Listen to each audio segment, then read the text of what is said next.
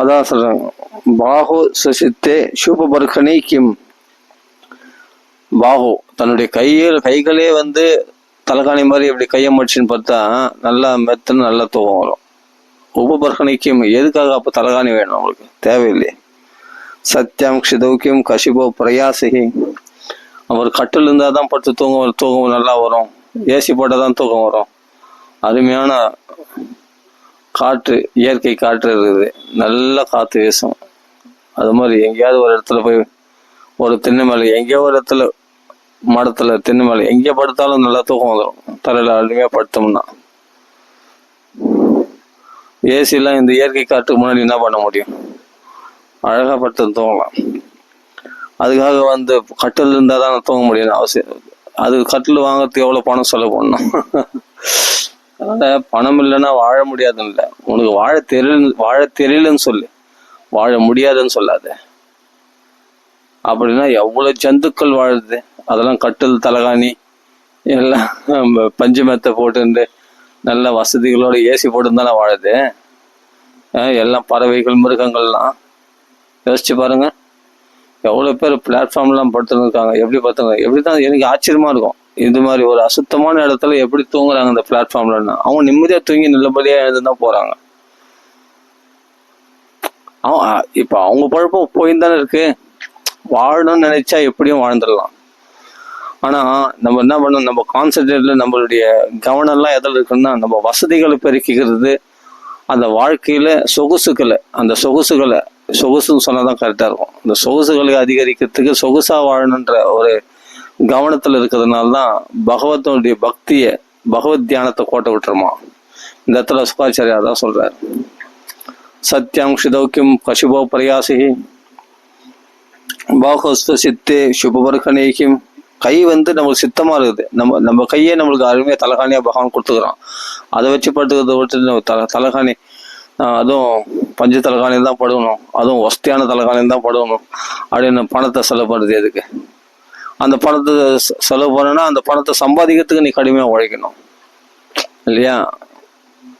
அப்போ கட்டில் மெத்தை வீடு வசதி எல்லாம் பெருக்கிங்கன்னா, ஏசி எல்லாம் பெருக்கினா அதுக்கான நல்லா சம்பாதிக்கணும். அப்போ அதில் கவனம் செலுத்தணும்னா, அதுக்காக கடுமையாக உழைக்கிறதுக்காக நீ கவனம் செலுத்தினா பகவானை எப்படி நீ நினைக்க போற? பகவான் நினைக்கிறதுக்கு உனக்கு எங்கே அவகாசம் கிடைக்கும்? உலக விஷயங்கள் தான் பகவானை மறக்கடிக்க செய்கிறது. எத்தனை பேர் இப்போ உலக விஷயங்கள்ல எல்லாம் சம்பாதிக்க போய் பகவத் பக்தியில் அப்படியே தூய பக்தியில் திகழ்றாங்க, சொல்லு பார்க்கலாம். இல்லை, எப்படி இருந்தாலும் பணம் சம்பாதிக்க போகும்பொழுதே நமக்கு அப்பவே பகவத் பக்தியை மறந்துட்டு தான், பகவானை இழந்துட்டு தான் நாம அதெல்லாம் சம்பாதிக்க போகணும், வசதிகளை பெருக்கிக்க போகணும். அப்போ எது முக்கியம்னா பகவான் தான் முக்கியம். அதான் ஜென்மலாப பரப்பும்சம் அந்தே நாராயண ஸ்மிருதி. கடைசி காலத்துல அழைச்சி போகிறது நம்மளை வைபடத்துக்கு பகவான் தான். இந்த பணமோ சொத்தோ சுகமோ நீ சேர்த்து வச்ச கட்டிலோ பீரோவோ இது வந்து நம்மளை காப்பாற்ற போறதில்ல. மனுஷ ஜென்ம கரையேற்றத்துக்கு பகவான் தான் வந்தான். அதான் ஜென்ம லாபம். மனுஷ ஜென்மத்துடைய லாபமே பகவான் அடையது தான். நீ அதுக்குள்ள ஆடுற ஆட்டம் இதெல்லாம். அந்த பிறப்புக்கும் இறப்புக்கும் நடுவில் ஆடுற ஆட்டம் தான். நான் பணம் சம்பாதிச்சாதான், நான் கோடீஸ்வரனானதான், நான் கட்டில் பில் வாங்கினாதான், நான் உழைச்சாதான், நான் சம்பாதிச்சாதான் அப்படின்றதெல்லாம் வந்து சொகுசு வாழ்க்கைக்கு. அப்போ அதில் கவனம் செலுத்திட்டேன்னா அப்போ உன் மனுஷ ஜென்மாவை வியர்த்தமாகிட்டேன்னு அர்த்தம். கொடுத்த மனுஷ ஜென்மாவை சான்ஸை மிஸ் பண்ணிட்டேன்னு அர்த்தம். அப்போ எப்படி வாழுதுன்னா, எப்படின்னா வாழலாமே. வாழணும்னு நினைச்சா எப்படியும் வாழலாம். 1008 வழிகள் இருக்குது. ஒரு கதவு முன்னானா கடவுள் நம்மளுக்கு 1000 கதவு திறந்து வச்சிருக்கான். வாழாமையா போயிடுதுங்க. எவ்வளோ ஜீவஜந்துக்கள் வாழுது. அந்த அவ்வளோ ஜீவஜந்துக்கள் நடுவில் உனக்கு ஒருத்தனுக்கு தானே பகவான் வாழ்க்கைக்கு வழி கொடுக்காம போயிட்டான் இல்லையே. நம்ம சொல்றாங்க பாருங்க. அதான் சொல்றாரு, சத்தியம் க்ஷிதௌக்கியம் கசிபோ பிரயாசை. அப்போ பூமி இருக்கு, படுக்கை எதற்கு, கட்டில்கள் எதற்கு, கை இருக்கு, தலைகாணி எதற்கு அப்படின்னு சொல்லி, சத்தியம் சலோக்கியம் பொருதன்ன பாத்திரியாக. நான் பாத்திர பண்டங்கள்லாம் வாங்கணும் அப்படின்னா அதுவும் இந்த தட்டு வேணும், இந்த சாமம் வேணும், அந்த சாமம் வேணும், இந்த குண்டா வாங்கணும், அந்த குண்டா வாங்கணும், சொம்பு வேணும், தவளை வேணும், குடம் வேணும், டெவ்சா வேணும் அப்படின்னு சொல்லி நீ வாங்கி போட்டுன்னா போட்டுனே வேண்டியது தான். எவ்வளோ வாங்கினாலும் பத்தாது. வீடு ஃபுல்லாக சாமான் அடிச்சிடும். 2 கையை சேர்த்து வச்சா அருமையான பாத்திரம். அவ்வளவுதான். 2 கை சேர்த்து அப்படியே நதிகள் தண்ணி ஓடுது, அப்படி அள்ளி மொண்டு குடிச்சோன்னா 2 பாத்திரம், அவ்வளவுதான். வயிறு திம்முன்னு ஆயிடும்.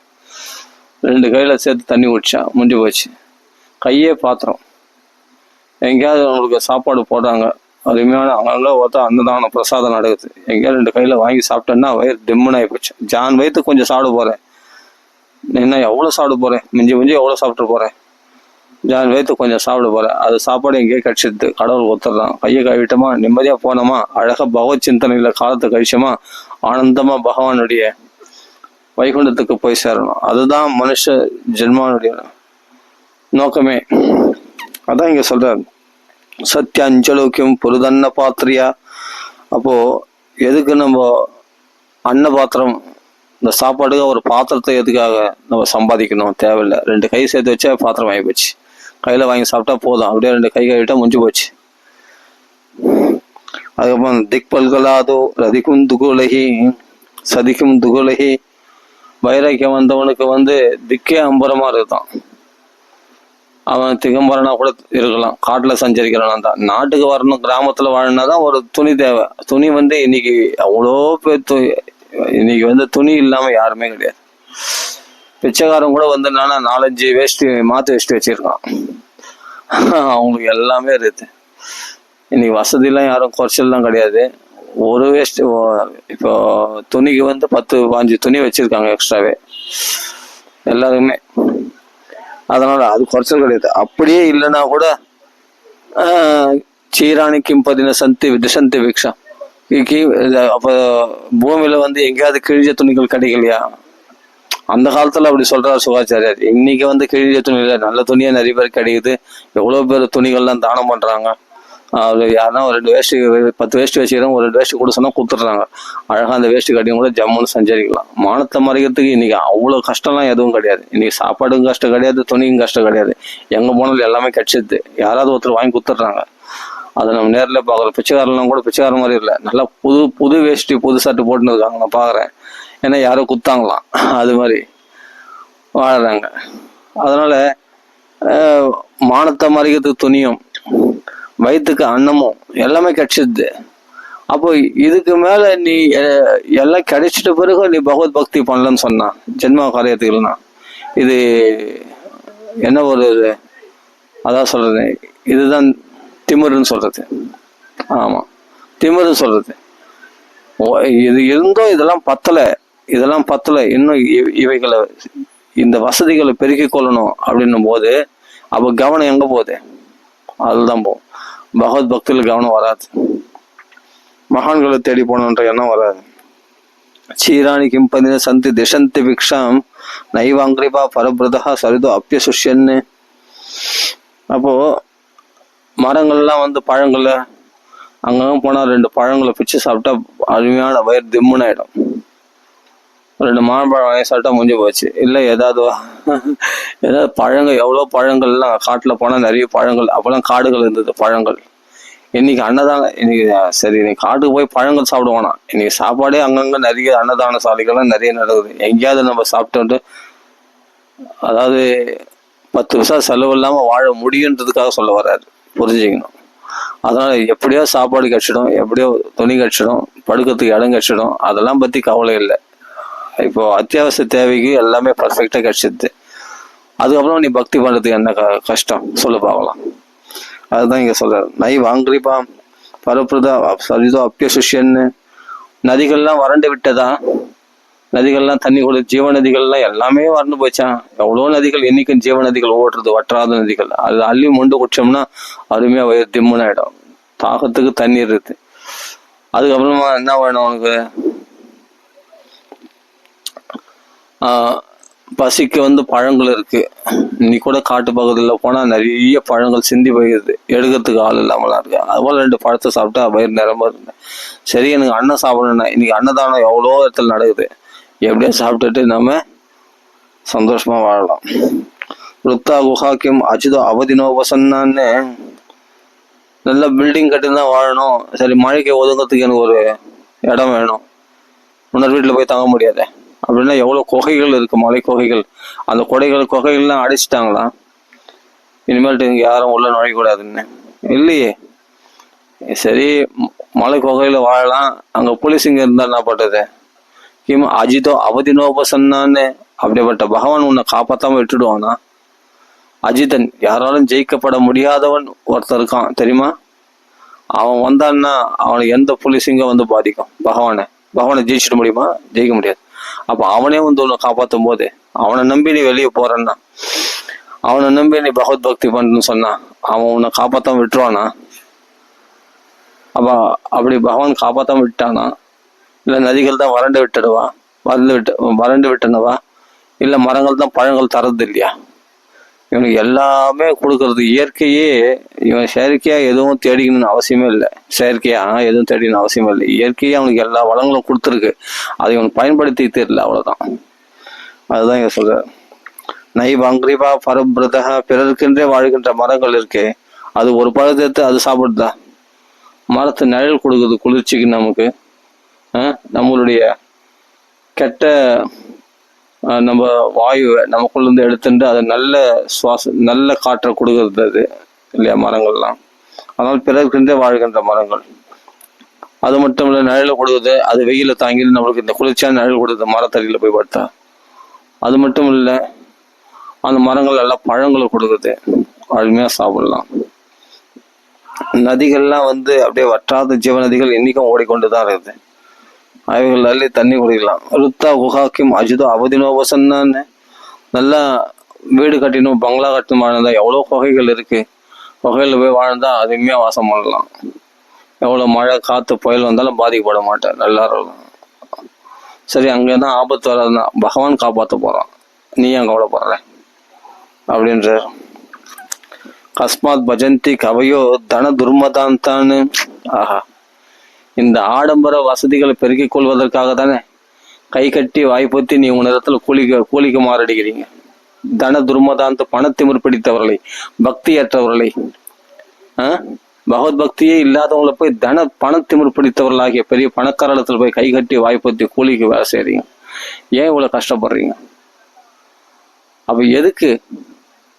அப்படியாப்பட்ட விஷயம் தெரிஞ்சு நீ பக்தனாச்சே, நீ பாகவதனாச்சே, பக்தர்கள் சங்கத்துல இருந்தவனாச்சு, பகவன் நாமத்தை சொல்லக்கூடியவன், நீ போய் கவையோ கஸ்மாத் பஜந்தி கவையோ அப்படி விஷயம் தெரிஞ்சவங்க கூட அவர்கள் காலில் போய் எதுக்கு, அவர்களிடத்துல போய் கை கட்டி வாய்ப்பத்தி எதுக்கு மாரடிக்கணும்?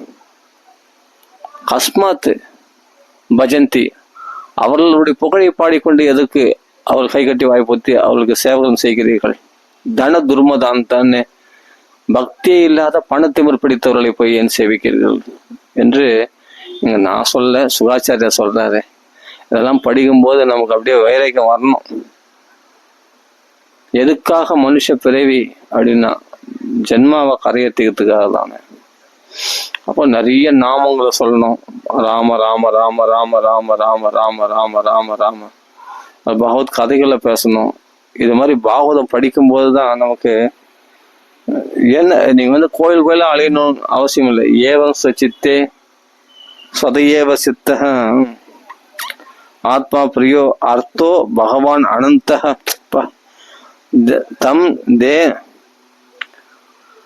தம் நிர்புதோ நிகதார்த்தோ பஜேத சம்சார ஹேதுப ரமஸ்சேத்ர. எந்த பகவான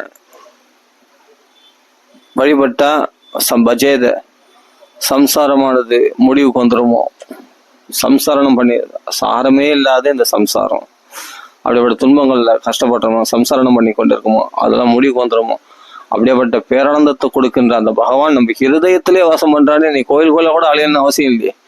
உன் ஹிருதயத்திலே இருக்கிற பகவானை நீ தரிசனம் பண்ணா போதுமே, அவனை கூப்பிட்டா போதும் வந்துருவானே. சித்தமா ரெடியா இருக்கிறானா. நீ எப்போ கூப்பிட போறந்தான், நீ ராம ராம ராம ராமன் அவன் நாமங்கள் எல்லாரும் எப்போ கூப்பிட போறந்தான் காத்துன்னு காணான். ஏவம் ஸ்வச்சித்தே ஸ்வதையேவ சித்த. நம்ம சித்தத்துல சித்தமா இருக்கிறானா, ரெடியா இருக்கிறானா. ஸ்வதையேவ சித்த,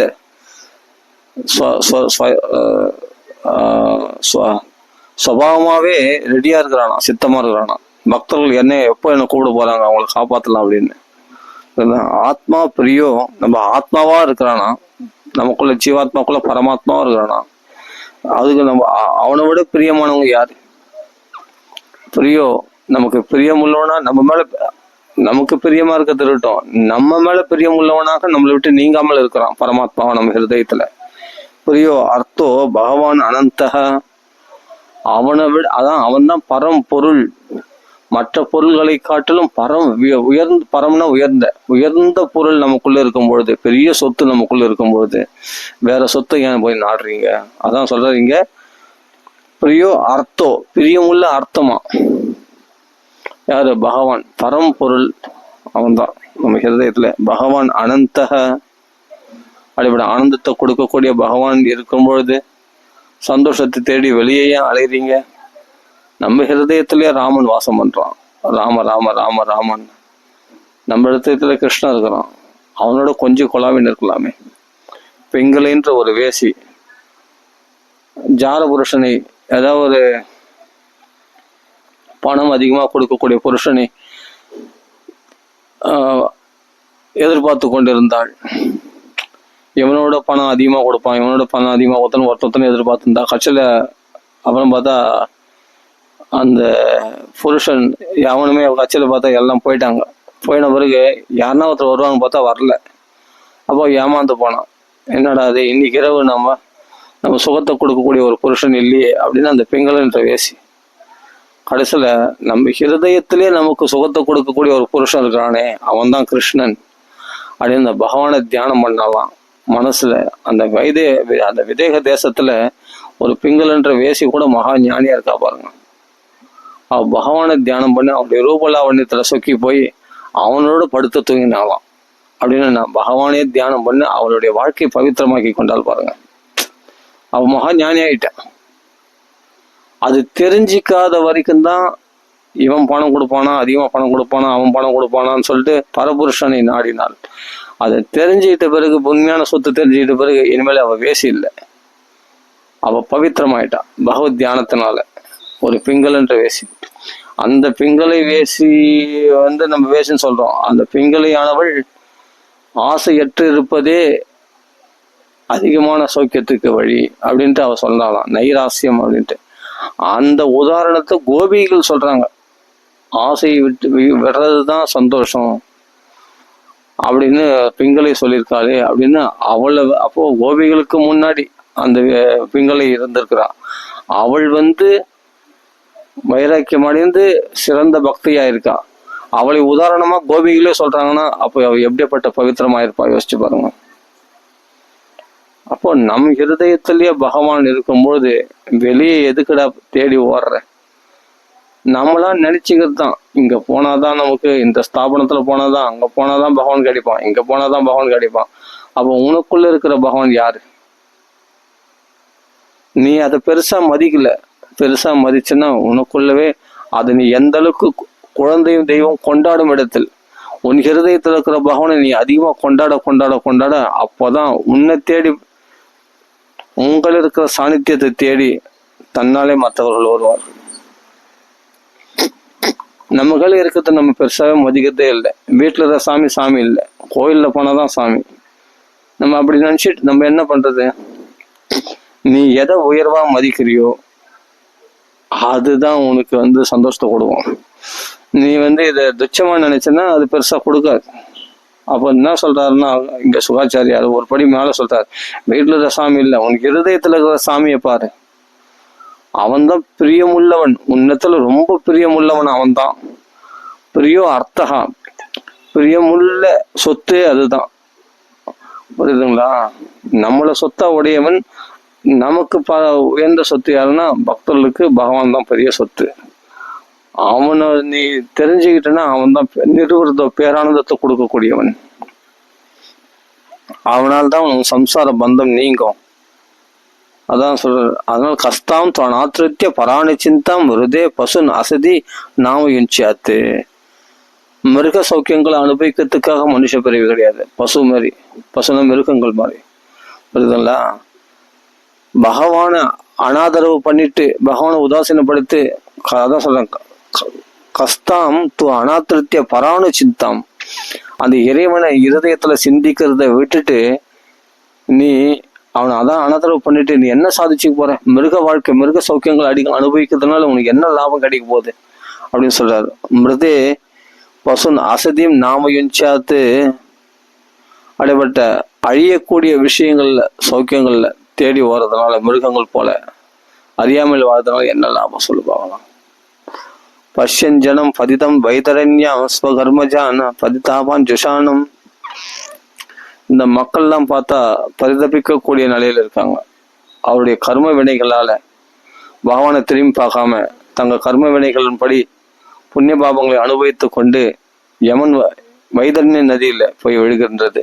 அது யம வாயில போய் விழுறாங்க. எல்லாம் மரணத்தை நோக்கி போய் கொண்டு இருக்கிறார்கள். பரிதாபான் ஜுஷானம், பரிதவிக்கக்கூடிய நிலையில் இருக்கிறார்கள். ஆனா நம்மளாம் அப்படி கிடையாது. பகவான் பக்தர்களை நல்லா காப்பாற்றுவான்.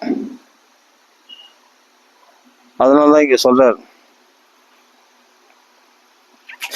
கேச்சித் தேகாந்திர ஹதயாவகாசே பிராதேச மாத்திரம் புருஷம் வசந்தம் சதுர்புஜம் கஞ்ச ரதாங்க சங்க கதாதரம் தாரணையா ஸ்மரந்தி. கேச்சித்து யாரோ சில வாக்கியவான்கள் தான் ஹிருதயத்தில் இருக்கிற பகவான சங்க சக்கர கதாதாரியா தர்சனம் பண்றாங்க. அப்ப எங்க இருக்கிறான் பகவான்? எங்க இருக்கிறான்? நம்ம காட்டி கொடுக்குறார் ஆச்சாரியார். சுகத்துக்கு சுகமே வடிவமான ஆச்சாரியார், நம்ம சுகத்துக்கான ஆச்சாரியார். நம்ம ஆச்சாரியரா நம்ம சுகத்துக்கு வழி காமிச்சு கொடுக்குற சுகாச்சாரியார். நம்ம ஹிருதயத்திலேயே பகவானை வச்சுட்டு ஊரெல்லாம் தேர்னா, அதான் கையில வெண்ணெய் வச்சு ஊரெல்லாம் தேர்னானா நெய் காலிஞ்சானா, அது மாதிரி கதையாகி போச்சு. ஒரு நிமிஷம் நம்ம யோசிச்சு பார்த்தோம்னா, அந்த பாகவதம் படிச்சோம்னா, இந்த விஷயங்கள நினைச்சோம்னா, இது இது இந்த இப்ப நம்ம பட்சத்துல வரைக்கும் பாருங்க, சத்தியாம்சதௌக்கியம் சத்தியாம்சதௌக்கியம் கசிபோ பிரயாசை பாகோ ஸ்பசித்தே.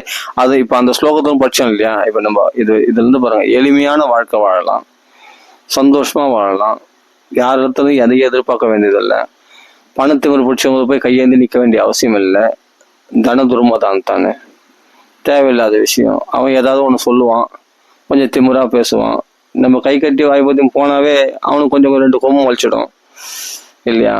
கொஞ்சம் கொஞ்சம் அப்படி இப்படி அதட்டி ஒரு மாதிரி நம்மள ஒரு அடிமை மாதிரி நடத்தி ஏதாவது நமக்குள்ள எதிர்பார்த்தோன்னா அப்பதான் நம்மள செய்வான். புரியுதுங்களா? அப்படின்னும் போது நம்ம இன்னொருத்தவங்க கையில போயிட்டோம்னாவே அம்மா அவன் பேச்சுதான் நம்ம கேட்கணும் இல்லையா? அதானே உண்மை. அப்படிலாம் உணர்த்த அண்டி இருக்க வேண்டிய அவசியம் இல்லை. அப்படி பகவான் நம்மளை வைக்கலையாம். இயற்கை நமக்கு எல்லா வளங்களும் கொடுத்துருக்கான், அது நம்மளுக்கு தெரியலையாம். அதை காட்டி கொடுக்குறாரு சுகாச்சாரியார். எவ்வளோ எப்படி ஒண்ணா வாழணும்னா எப்படியோ வாழ்ந்துட்டு போயிடலாமே. ஆனா நோக்கம் என்ன? மனுஷ பிறவினுடைய நோக்கம் என்ன? இந்த லோகத்துல உலகத்துல கௌரவமா வாழணும், இவங்களுக்கு ஏற்ற மாதிரி வாழணும், அவங்களுக்கு ஏற்ற மக்களுக்காக நீ வாழ ஆரம்பிக்கும் போதுதான் நீ வேஷம் போட வேண்டியிருக்கும். அவங்களுக்கு ஏற்ற மாதிரி இவங்களுக்கு ஏற்ற மாதிரி நீ வேஷம் போடணும்னா அதுக்கு நீ கடுமையா உழைக்கணும். இப்ப என்ன ஆகுதுன்னா, உன்னை நீயே ஏமாத்திக்கிற. உலகத்தை ஏமாத்துறது இருக்கட்டும், வேஷம் போட்டு நீ உன்னை நீயே ஏமாத்திக்கிற. இப்போ வேஷம் போட்டு பகவானையும் ஏமாத்துற, உன்னை நீ ஏமாத்துற. பகவான் ஏமாற மாட்டான், பகவான் சிரிப்பான். இது என்ன வேஷமான வாழ்க்கை? உனக்கு அருமையான துர்லபம் மனுஷ ஜென்மம், அருமையான மனுஷ ஜென்மம் குத்தி இப்படி व्यर्थமாக்குறானே இவன். என் பக்தி பண்றதை விட்டுட்டு இப்படி இவனை ஏமாத்திக்கிறானே. காலம் தானே விரயமாகுது. பகவானை திரும்பி பார்க்காத இந்த காலங்கள்லாம் வீணா போகிறது அப்படின்னு பகவான் வருத்தப்படுவான். வேற ஒண்ணும் இல்லை.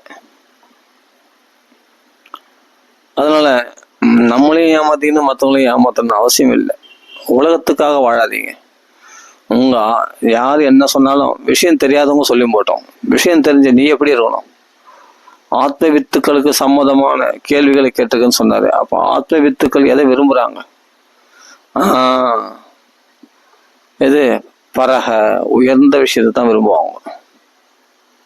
அந்த உயர்ந்த விஷயம்தான் பகவத் பக்தி, பகவான் நாமங்களை சொல்றது, பகவத் கதைகளை கேட்கறது, ஹிருதயத்திலே பகவானை பார்க்கறது. அப்ப நீ மௌனமாயிடுவே. நீ எப்போ இன்னொருத்தர அண்டி வாழ்ந்து பழக்கப்பட்டுட்டியோ, அந்த கண்டிஷன் லைஃப் இல்ல, சொகுசு வாழ்க்கை, ஏசி இல்லாம வாழ முடியாது அப்படின்ட்டு நீ பழக்கப்பட்டுட்டியோ, அப்புறமா நீ இந்த எளிமையான வாழ்க்கைக்கு வர முடியாது. ஆனா நீ எளிமையான வாழ்க்கையில வாழ்ந்து பழக்கப்பட்டுட்டனா அப்ப ஆடம்பர வாழ்க்கை பிடிக்காது. உனக்கு ஆடம்பர வாழ்க்கை பிடிக்காது. என் பக்தி கெடுக்கிறதுக்கு வந்தது இந்த வசதிகள்லாம் அப்படின்னு தோணும் உனக்கு. அது பக்தர்களோடு பழகினாதானே அந்த சௌக்கியத்தை அனுபவிச்சவங்களுக்கு இந்த வசதிகள்லாம் பிடிக்காம போயிடும். இவங்க தான் சொகுசாவே வாழ்ந்த பழக்கப்பட்டு இப்ப இன்னைக்கு ஒரு சொகுசு ஒரே ஒரு வசதி கம்மியானா கூட இவங்களால பொறுத்துக்க முடியாது. ஏன்னா அந்த கண்டிஷன் லைஃப்ல வாழ்ந்துட்டவங்க சொல்றேன். ஆனா பாகவதம் காட்டி கொடுக்குற லைஃப் ரொம்ப எளிமையானது, ரொம்ப சௌக்கியமானது. பிக்கல் படுங்கள் இல்லை. ஆமா, 4 பேர் பதில் சொல்லணும், கைகொட்டி வாய்ப்பட்டி பதில் சொல்லணும் அவசியம் இல்லை, தொந்தரவு கிடையாது. ஆமா, அப்படி இல்லாத வாழ்க்கை இது. பற்றற்ற வாழ்க்கை தான், ஆனா நிம்மதியான வாழ்க்கை. எந்த டென்ஷனும் இல்லை, எந்த நோய் நொடி எதுவும் கிடையாது. உடம்பும் ஆரோக்கியமா இருக்கும், மனசும் ஆரோக்கியமா இருக்கும், பக்தியில புஷ்டியா இருக்கும், ஜென்மாவும் கரையேறிடும். ஆனா இங்க பணம் வசதிகள் வந்துடும், உடம்புல 1008 நோய்கள் வரும். என்ன நல்ல கொலஸ்ட்ரால் அது இதுன்ற நோய்களும் நிறைய வரும், பிக்கல் புடுங்களும் அதிகமா இருக்கும், குடும்பத்துல டார்ச்சர் எல்லாத்தையும் அனுபவிச்சுன்னு தலைமையில பெரிய சுமை ஏத்தின்னு தலைவலி அந்த வலி இந்த வலி, மாத்திரையும் கையமா அலைஞ்சுன்னு இருப்பான். தூக்கத்துக்கு மாத்திரை, பசி எடுக்கிறதுக்கு மாத்திரை, பசி எடுத்து சாப்பிட்டு ஜீரணாகத்துக்கு ஒரு மாத்திரை,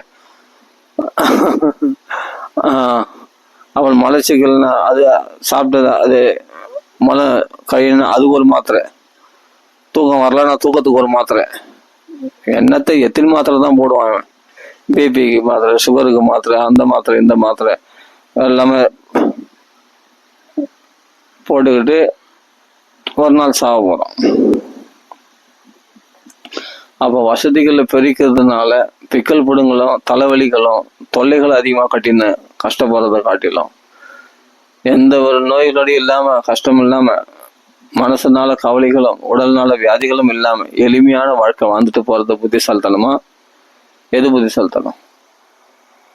ஆனா உங்களுக்கு கோடி கோடியா பணம் வருது, ஆனா சந்தோஷம் இல்லை, பக்தி இல்லை, பகவான் இல்லை. ஆனா எளிமையான வாழ்க்கை இருக்குது, ஆனா சந்தோஷம் இருக்கு, பகவத் பக்தி இருக்குது.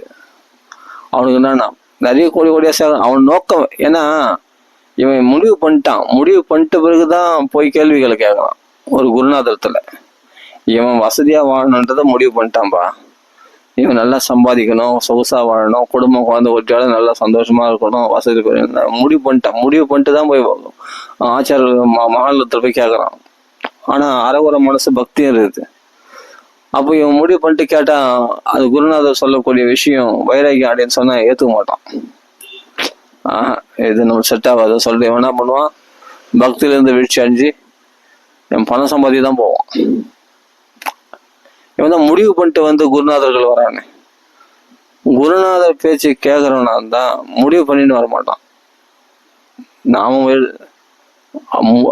குருநாதர் கேட்டுக்கின்னு அது பிறகு அவன் வாழ்க்கையை தீர்மானிப்பான் இல்லையா? அந்த வாழ்க்கை தான் செழிக்கும். அப்போ எளிமையான பாகவதமே நம்மளுக்கு எளிமையான வாழ்க்கையை தான் சொல்லி கொடுக்குது. வசதியான வாழ்க்கையை நம்மளுக்கு சொல்லியே கொடுக்கல. வசதிகளான வாழ்க்கை என்னைக்கு துன்பத்தை தான் கொடுக்கும் அப்படின்னு சொல்றாரு. நமக்கு உண்மையிலேயே பெரிய பணக்காரன் யாருன்னா சகல புவன மத்தியே நிர்தனாஸ்தே அபிதன்யா. சகல புவனங்களிலும் பெரிய பணக்காரன் யாருன்னா பிரவிசதி ஹிருதி தேசம் பக்தி சூத்திர பணத்தை.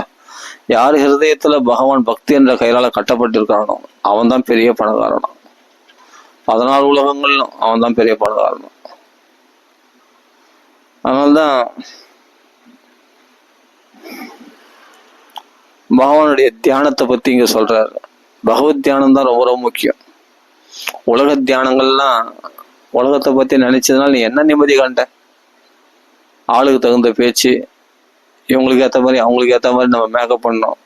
அப்போ அதை தான் நம்ம அந்த கபடத்தை தான் கற்றுக்கணுமே தவிர வேற என்னத்தை கற்றுன்றோம்? நம்ம கல்மஷங்களையும் காமக்ரோதங்களையும் இதுதான் வளர்த்துன்றமே தவிர மனசு பரிசுத்தமாவது இருக்கிற கெட்டு போகிற மனசு இன்னும் அதிகமாக கெட்டு போகுது.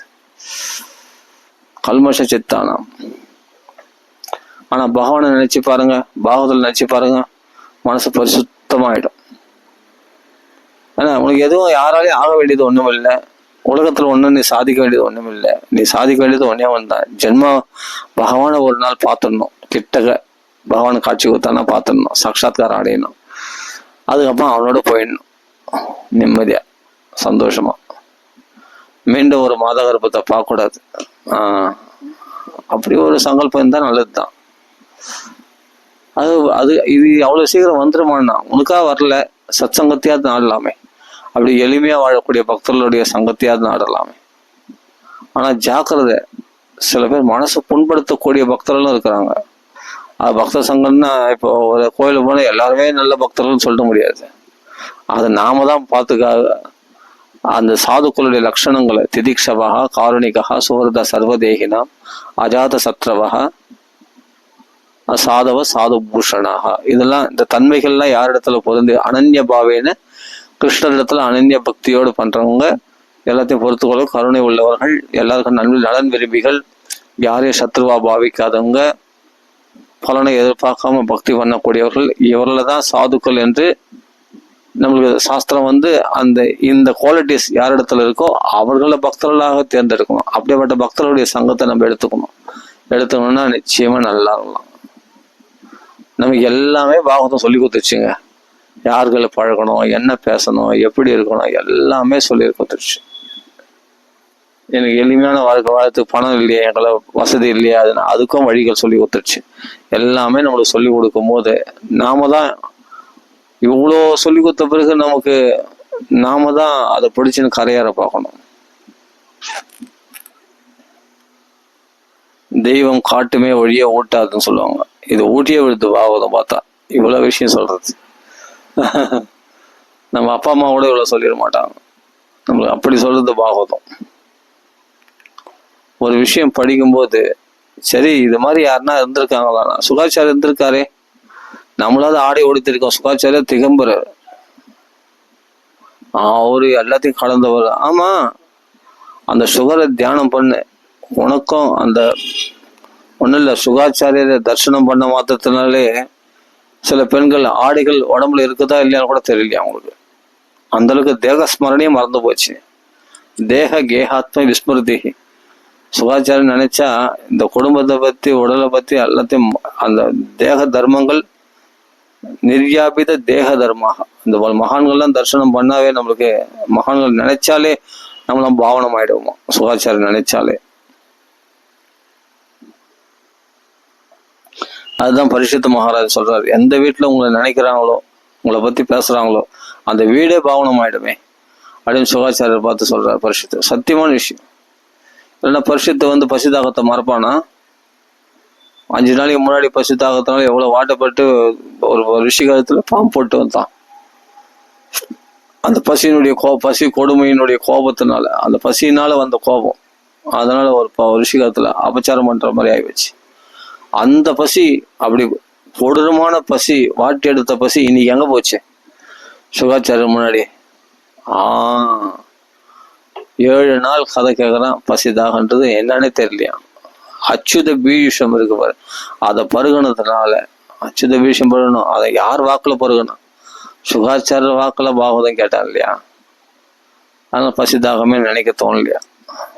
அந்த தேகஸ்மரண தேக கேகாத்ம விஸ்மிருதி, அந்த ஓட்டை பத்தி இராவதி தன்னுடைய ஜனமேஜன் தன் பிள்ளைகளை பத்தி மனைவி பத்தி நினைக்கல. பசிதாகத்தை பத்தி பசிதாகத்தினால வாட்டப்படவில்லை. தேகத்தை பத்தியே நினைக்கல, கேகத்தை பத்தி நினைக்கல. கேகம்னா வீடு குடும்பம் இராவதி ஜனமேஜன் பிள்ளைகளை நினைக்கல. தேகம்னா இந்த உடம்புல பசிதாகம் எதுவும் நினைக்கல. தேக கேகாத்ம விஸ்மிருதி ரெண்டுமே விட்டு போயிச்சான் அவருக்கு. அப்படிப்பட்ட பிரம்மனிஷ்டர் சுகாச்சாரியர். அவர் நினைச்சா நமக்கெல்லாம் கூட அவர் பரிசுத்துக்கு தான் அந்த பாக்கியம் தான். யாராருக்குள்ள வீட்டுலதான் இந்த சுகாச்சாரியர் நினைக்கிறோமோ, சுகபிரம்மத்தை நினைக்கிறோமோ, அவங்க வீட்டுலலாம் நிச்சயமா இந்த மாற்றம் ஏற்படும். அவ்வளோ சக்தி வாய்ந்தவர் சுகாச்சாரியர். அவர் வாக்காளர் சொன்ன பாகவத்தை படிக்கிற நமக்கெல்லாம் அந்த சாநித்தியம் கிடைக்கும். இது குருஷிட பரம்பரையா வந்த பாகவதம். எவ்வளவு மகான்கள் பாகவதம் படிச்சிருப்பாங்க. அது அத்வைத சம்பிரதாயமோ அத்வைத சம்பிரதாயமோ எல்லா சம்பிரதாயத்திலும் உள்ள மகான்களுடைய ஆசீர்வாதங்கள்லாம் இந்த பாகவதம் இன்னைக்கு நம்ம படிக்கிற நமக்கெல்லாம் அந்த குருமார்கள் ஆசீர்வாதம் பண்ணுவாங்க. அவருடைய சாநித்தியத்தினால் நமக்கு அந்த நிலை சித்திக்கும். சுகாச்சாரியருக்கு நிலை, சுகாச்சாரிய எந்த நிலை இருந்தாரோ அந்த நிலை நமக்கு சித்திக்கும். அந்த சக்தி கொடுக்கக்கூடியது அந்த பாகவதம். அதனால சுகாச்சாரியர் நம்ம அவருடைய சாநித்தியம் பெறணும்னா 2 ஸ்லோகம். எம் பிரவிரஜந்தம் அனுபேதம் அபேத கிருத்தியம் துவைபாயனோ விரகாதர ஆஜ்ஹாவ புத்திரேது தன்மயதையா தரவோ வினேதுகோத்தம் சர்வபூத ஹிருதயம் முனிம் ஆனதோஸ்மி. ஒரு ஸ்லோகம். 2வது ஸ்லோகம் ஸ்வானுபாவம் அகில சுதிசாரம் ஏகம் அத்தியாத்ம தீபம் அதிதிதிர்ஷதாம் தமோந்தம் சம்சாரிணாம் கருண யாக புராண முக்கியம் தம் வியாசனும் உபயாமி குரு முனினாம். இது கொஞ்சம் நிறைய ஆவர்த்தி பண்ணி பாருங்க. சுகாச்சாரியுடைய அனுகிரகம் பரிபூர்ணமா கிடைக்கும். அந்த தேக ஸ்மரணம் விட்டு போயிடும். பிரம்மானுபவம், அதாவது கிருஷ்ணானுபவம் நமக்கு சித்திக்கும். எதுலையுமே தன்மயமா போகக்கூடியவர் இல்லையா, அப்படி கிருஷ்ண பக்தியில நமக்கு தன்மயமாயிடும். அந்த சாநித்தியம் சுகாச்சாரியரால் கொடுக்க முடியும்.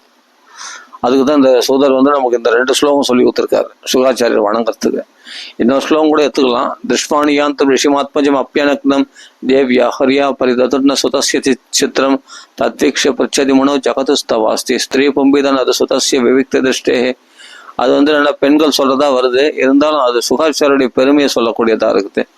இந்த ஸ்லோகத்தையும் எடுத்துக்கலாம். ஆமா, இந்த 2 ஸ்லோகமே போதும். சூதர் சொல்ற 2 ஸ்லோகமே எம்பிரவரிஜந்தம் யஸ்வானுபவம். அப்போ இல்லைன்னா நிகம கல்பதொரோர் கலிதம் பலம் சுகமுகாது அமிர்தத்ரவ சம்யுதம் பிபத பாகவதம் ரசமாலயம் முகுரகு ரசி. சரி, ஓகே, இந்த 2 ஸ்லோகமே போதும். சூதர் சொல்ற 2 ஸ்லோகமே போதும்.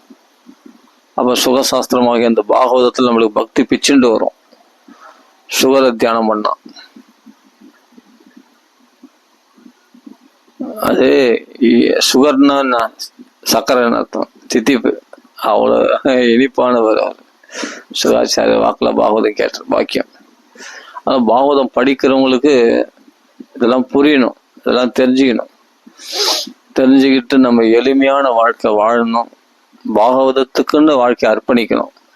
அப்பதான் அவங்க பாகவதத்துல நிஷ்டையா சுவைக்க முடியும். பகவான் நாமத்தை நிறைய, பாகவதம் இல்லாத சமயத்துல நாமத்தை சொல்லணும். சனகாதி முனிவர்கள் வேற என்ன கடைபிடிச்சாங்க? லீலாமிருத ரசோன்மத்தாக கதாமாத்திரைக ஜீவினா, கதை மாத்திரத்துல ஜீவிச்சாங்களாம்.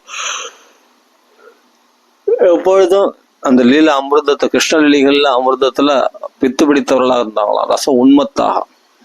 சரி, அப்போ கதை இல்லா சமயத்துல ஹரிசரணம் ஹரிசரணம் நித்தியம் ஏவ முகே வச்சகா அதகால சமாதிஷ்டா ஜராயுஷ்மன்ன பாததே.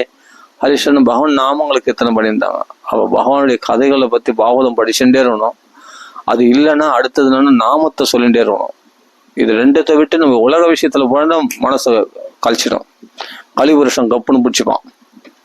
கலிபுருஷன் கப்புன்னு பிடிச்சிப்பான் மாயால. அதுதான் உனக்குள்ள அப்பமா காம குரோதங்கள், அப்பமா கண்டவங்களை பத்தி நினைச்சு அவங்களுடைய துவேஷங்கள், அந்த மனசு கலங்கள், இவங்க கெட்டவங்க அவங்க கெட்டவங்க அவங்க நல்லவங்க இல்லை இவங்க சொல்ல அந்த வம்பு தும்பு, அவனை பத்தி இவனை பத்தி கண்டதெல்லாம் கண்ட நாம ரூபங்கள்லாம் நினைச்சுன்னு உன் மனசு நீங்களே கலங்கப்படுத்திப்பீங்க. நம்ம எப்பவும் சேஃப்டியா இருக்கணும். ஒண்ணு பகவான் நாமத்தை சொல்லிட்டு இருக்கணும், இல்ல பாகவத பாராயணம் பண்ணிட்டு இருக்கணும். அந்த பக்த சங்கத்திலே இருக்கணும். சங்கமா இல்லை உனக்கு. அதான் அண்ணா சொல்லியிருக்காரு, புஸ்தகத்தை திறந்தா குந்தி வாச்ச, பீஷ்ம வாச்ச, சுக வாச்ச, பரிசுத்து வாச்ச அப்படின்னு சொல்லி இவ்வளோ மகாத்மாக்களுடைய சங்கத்தை விட்டுட்டு வேற என்ன நீ புதுசா சங்கத்தை தேடி ஓட போற? இந்த பாகவதத்துல இல்லாத பாகவதத்துல உள்ளவோட பாகவதத்துல இருக்கிறவங்களோட பரிசுத்தமான மகாத்மாக்கள் உனக்கு எங்க கட்சிடுவாங்க? உனக்கு சொல்லுங்க பார்க்கலாம். இந்த பாகவத புஸ்தகத்துல இருக்கிற பரிசுத்தமான மகாத்மாக்களை விட உனக்கு உலகத்துல உங்களுக்கு எங்க கட்சிடுவாங்க சொல்லுங்க பார்க்கலாம். பிரகலாத மாதிரி ஒரு மகாத்மா கட்சிடுவாரு, இல்ல நாரதர் மாதிரி ஒரு மகாத்மா கட்சிடுவார், இல்ல வியாசர் மாதிரி ஒரு மகாத்மா கட்சிடுவாரா, இல்ல சுகாச்சாரிய மாதிரி, வசுதேவர் மாதிரி, தேவகி மாதிரி, யசோத மாதிரி, நந்தபாபா மாதிரி ஒரு மகாத்மா கட்சிடுவாங்களா? சொல்லுங்க. துரோன் மாதிரி ஒரு மகாத்மா கட்சிடுவாரா? அம்பரீஷன் மாதிரி ஒரு மகாத்மா கட்சிடுவாரா? இவ்வளவு மகாத்மாக்கள் இந்த பாகவத புஸ்தகங்கள்ல இருக்காங்களே, நீ எடுத்து படிக்கல. படிச்சு அனுபவிச்சவங்களுக்கு புஸ்தகத்தை கீழே வைக்க மனசு வராது, பித்து பிடிச்சிடும். அந்த பாகவத நிஷ்டையா இருக்கணும். அதான் நஷ்ட பிராயேஷு அபத்ரேஷு நித்தியம் பாகவத சேவையா.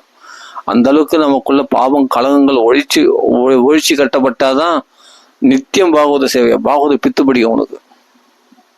சேவனாத்து ஸ்மரணாத்து தர்ஷனாத்து பாபநாசினி, ஸ்ரவணாத்து கீர்த்தனாத்து, தர்ஷனாத்து பாபநாசினி.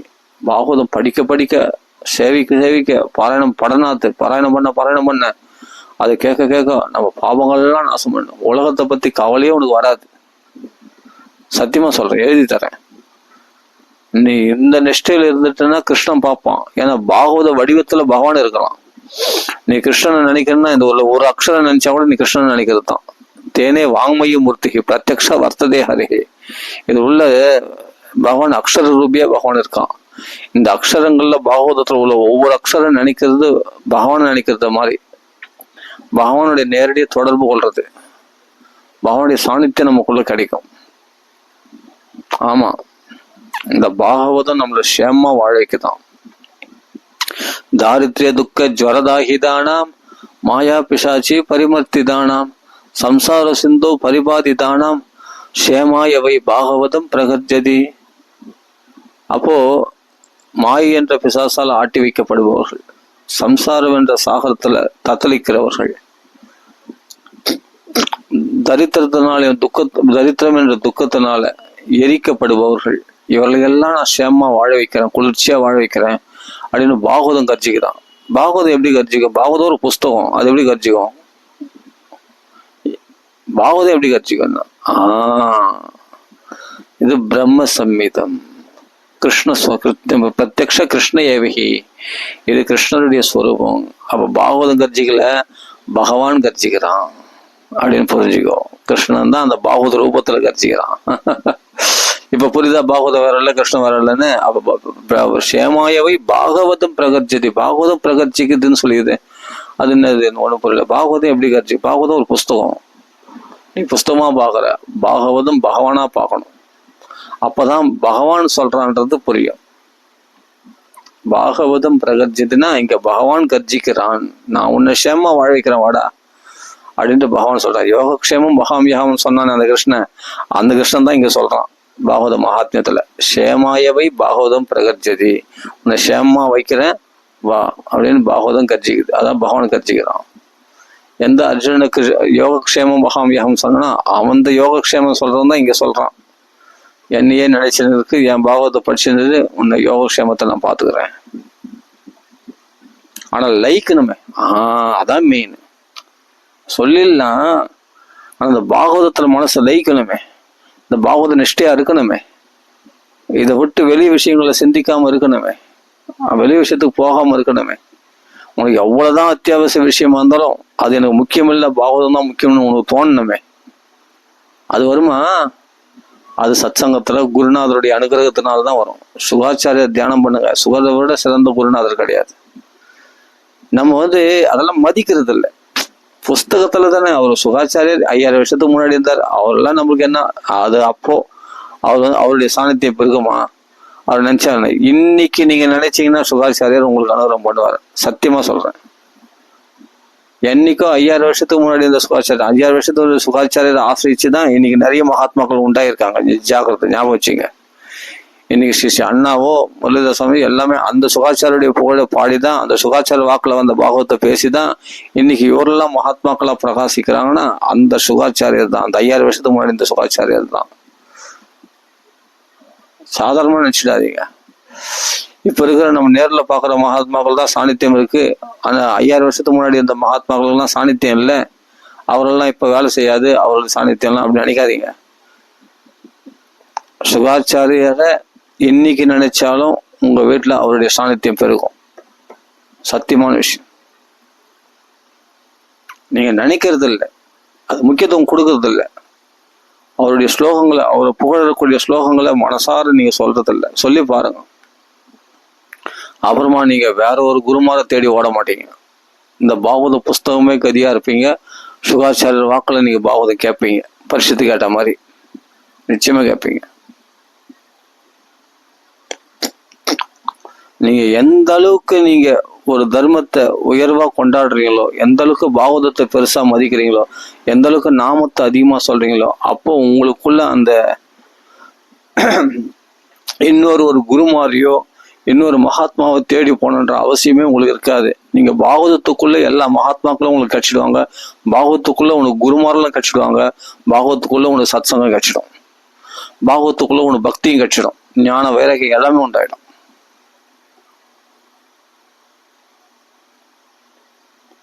இல்லைங்க நான் ஒரு குரு மூலமா இல்லைங்க, அவங்க வாக்களை கேட்டாதான் இல்லைங்க, எல்லாத்துக்கும் ஒரு குரு வேணும், அங்க போனாதான். அந்த குரு தான் இதுல இருக்காரு சுகாச்சாரியார். இந்த குரு இல்லை. நாங்க இவரை மதிக்க மாட்டோம். நாங்க இன்னைக்கு இருக்கிற யாருன்னா மகாத்மாக்கள் யாருன்னா குருமார்கள் இருந்தாதான் அவங்க மூலமா கேட்டாதான் இந்த பக்தி வரும். நான் அப்படிதான் மதிப்பேன். எனக்கு கண்ணுக்கு தெரிஞ்சிருக்கணும் குரு. கண்ணுக்கு தெரியாம சுகாச்சாரியர்னா அவர் நான் யாரை பார்த்தது? ஃபர்ஸ்ட் சுகாச்சாரம் ஒருத்தர் இருந்தா நம்பிக்கை இல்லை அப்படின்னா உனக்கு பாகவத்துல பக்தியே வராது. எப்ப சுகாச்சாரியம் இருக்கிறதே உனக்கு நம்பலையோ, அவர்களுக்கு சாநித்தியம் இருக்கிறது நம்பலையோ, அவர் பிரம்மனிஷ்டர் நீ புரிஞ்சுக்கலையோ, அவன் நீ பாகவதம் நீ யார் வாக்குல கேட்டாலும் வேஸ்ட்.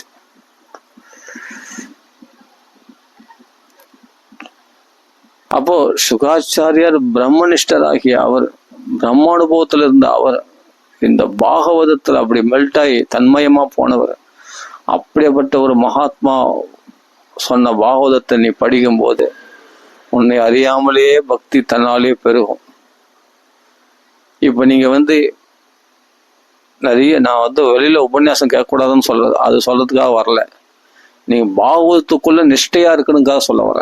நைஷ்டிகி ரதிகி, அந்த நைஷ்டிகி பக்தி பாகவதத்துல வரணும்னா பாகவத புஸ்தகமே போதும்னு சொல்ல வரேன், வேற ஒண்ணும் இல்லை. நீங்க வெளியே போய் 10 பேர்கள் பாகவதம் கேட்டாதான் பக்தி வரும்னு நினைக்கிற வரைக்கும் 10 பேர்களை நீ 10 பேர் 10 உபன்யாசம் போய் கேட்டாதான் உனக்கு பக்தி வரும். நீ எப்படி நினைக்கிற அப்படிதான். நீ பிரத்யட்சமா இருக்கிற குருமார்களை மட்டும்தான் குருமார்கள் அப்படின்னு நீ நினைச்சுன்னா அவங்களத்துல போனாதான் அப்போ சுகாச்சாரிய பத்தி நீ தெரிஞ்சுக்கணும், எல்லாம் பண்ணணும், அப்புறமா உனக்கு பக்தி வரும், அப்புறமா படிப்படியா பக்தி வரணும். எங்களுக்கெல்லாம் எப்படின்னா எனக்கு பாகவத புஸ்தகம் போதும். எனக்கு இப்ப வெளியில நான் போய் கேட்க மாட்டேன்னு அர்த்தம் இல்லை. பிரம்மஸ்ரீ சுந்தரமா சுவாமி வாக்களை பாகவதம் கேட்டதுனாலதான் இந்த விஷயம் எனக்கு தெரிஞ்சுது. யார் வீட்டுல சுகாச்சாரம் நினைக்கிறாங்களோ அந்த வீடே பாவனம் ஆயிடும் அப்படின்ட்டு பரிசுத்து சொன்ன வார்த்தை சத்தியம். நான் நினைக்கிறேன் அந்த வார்த்தைலாம் பிரம்மஸ்ரீ சுந்தரமா சுவாமி வாக்களை கேட்டதுனால இன்னைக்கு எனக்கு அவர் கேட்கறதுக்கு முன்னாடி இந்த விஷயம் தெரியாது. தெரிஞ்சுக்கின பிறகு இவனை எங்கேயும் தேடி ஓரதில்லை பாகவதத்துக்காக. எவ்வளவு மகாத்மா பாகவதம் நல்லா தான் சொல்றாங்க, நான் தப்புன்னு சொல்ல வரல, அவசியம் இல்லை. பல மகாத்மாக்களை போய் நான் இன்னைக்கு போய் பாகவதம் போய் கேட்கணும்னு அவசியம் இல்லை. ஏன்னா பாகவதத்துல எனக்கு சுகாச்சார வாக்குல பாகவதம் கேட்கறது அவருடைய சாநித்தியமே எனக்கு கிடைக்குது. இதுவே எனக்கு திருப்தியா இருக்குது, அவசியம் இல்லை. நான் கேட்கறது தப்புன்னு சொல்ல வரல, தாராளமா போய் கேளுங்க. 10 பாகவதம் 100 பாகவதம் கூட கேளுங்க. ஆனா உங்களுக்கு எந்த அளவுக்கு அனுபவம் சித்திச்சிருக்கு, பாகவதத்துல உங்களுக்கு எந்த அளவுக்கு ஃபிக்ஸ் ஆயிருக்கு, பாகவதத்துல உங்களுக்கு எந்த அளவுக்கு நிஷ்டையா இருக்கீங்க, அந்த நிஷ்டை யாராலும் உங்களுக்கு கை கொடுச்சு, அதுதான் முக்கியம். பாகவத்துல எந்த அளவுக்கு நெருங்கி இருக்கீங்க, எந்த அளவுக்கு பாகவதம் வேற இல்லை நீங்க வேற இல்லை அப்படின்ற அளவுக்கு நீங்க அந்த பாகவத்துல ஐக்கியமா இருக்கீங்க. அந்த பக்தி உங்களுக்கு யாரு கொடுக்க முடியும்? நீங்க 50 பாகவதம் கேட்டா கூட உங்களுக்கு வரலன்னு சொன்னா அவ்வளவு 50 பாகவதம் கேட்ட வேஸ்ட் தானே. ஆனா நான் பிரம்மஸ்ரீ சுந்தரமா சுவாமி வாக்குல பாகவதம் கேட்டதுனால அவர் என்ன சொன்ன, ஆரம்பத்துல இருக்கு மகாபாரதம் தெரியும், ராமாயணம் தெரியும், பாகவதம் தெரியாது. ஆனா பிரம்மஸ்ரீ சுந்தரமா சுவாமி சொல்றாரு, இந்த சுகாச்சாரியரே நீங்க குருவா வச்சுக்கலாம், இப்படியே சொன்னாரு. யாரு? பிரம்மஸ்ரீ சுந்தரமா சுவாமி சொல்றாரு, சுகாச்சாரியரே நீங்க குருவா வச்சுட்டு நீங்க அவரே ஆவாகனம் பண்ணி நீங்க பாகவதம் படிச்சு பாருங்க, கண்டிப்பா சுகாச்சாரியார் பரிபூர்ணமா நமக்கு பக்தியை வர்ஷிப்பாரு, அனுகிரகம் பண்ணுவாரு, நம்மளுக்கு புரியாத விஷயம்லாம் புரிய வைப்பாரு அப்படின்னு பிரம்மஸ்ரீ சுந்தரமா சுவாமி சொன்னார். இதை சொல்றதுக்கு ஒருத்தர் தேவைதான். தெரியாத போது தெரிஞ்சுக்கிட்ட பிறகுனா அது பிறகு நாம அதை ஃபாலோ பண்ண வேண்டியதுதான் அவர் சொல்றத. அப்போ சுகாச்சாரியத்தை துதிக்கிறதுக்கு எம்பிரஜந்தம் யஸ்வானுபாவம் 2 ஸ்லோகத்தை நம்ம மனப்பாடம் பண்ணி வச்சுக்கிட்டா போதும்.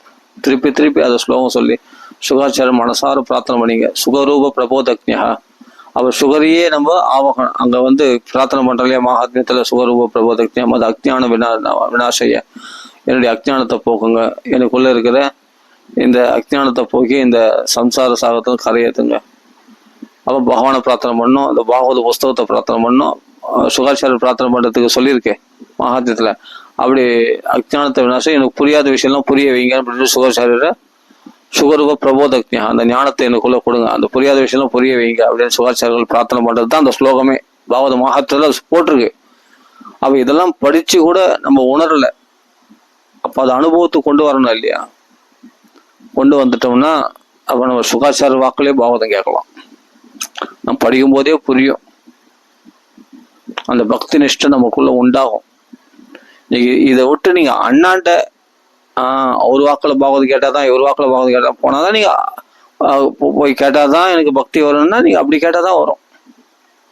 அண்ணாண்ட நான் திரும்பி பார்க்கணும் அவசியம் இல்லை. எனக்கு எல்லா சத்சங்கமும் பாகவதத்துக்குள்ளே இருக்குது, இன்னும் சுகாச்சாரியில குருவா இருக்கிறார் அப்படின்னு நினைச்சு நீங்க படிச்சீங்கன்னா சுகாச்சாரிய குருவா இருப்பார்.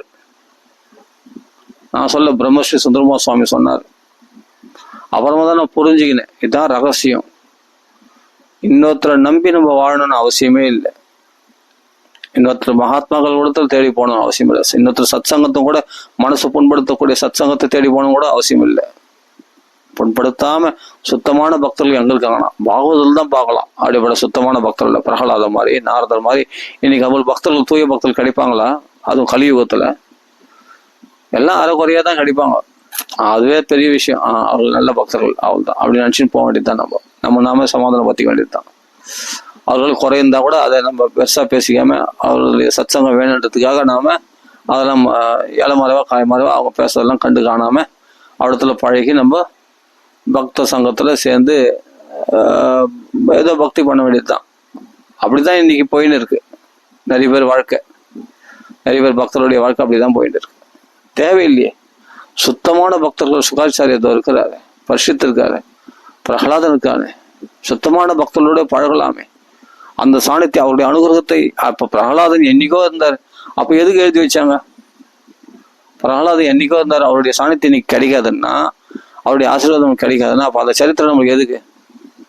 ஒரு உதாரணத்துக்கா? சரி, உதாரணமாவே இருக்கட்டும், பக்த சக்கரவர்த்தி. அப்ப பக்த சக்கரவர்த்தின்னா அவருடைய ஆசீர்வாதம் கிடைக்காதுன்னா அப்போ வியாசர் எழுதி வேண்டிய அந்த கதையெல்லாம் சொல்லணும்னு அவசியமே இல்லையே. என்னைக்கோ இருந்த பிரகலாதம் கிடையாது, என்னைக்கோ இருந்த அம்பரீஷம் கிடையாது. அவர்கள் இன்னைக்கும் நமக்கு அனுகிரகம் பண்ணுவாங்க. ஏன்? பிரகலாதம் கிருதயுகத்துல இருந்தவர். அப்போ பாகவதம் படிக்கிறதுல பிரகலாத ஸ்தாளதாரி. அது கலியுகத்தில் நடந்த பாகவத்துக்கு. அப்போ பிரகலாதன் தாளம் போட வந்துட்டாரா இல்லையா? அப்போ அங்க பிரகலாதனுடைய சாணித்தியம் அங்க இருக்கு. உத்தவர் காம்சிதாரி, உத்தவர் வந்துட்டாரு அங்க.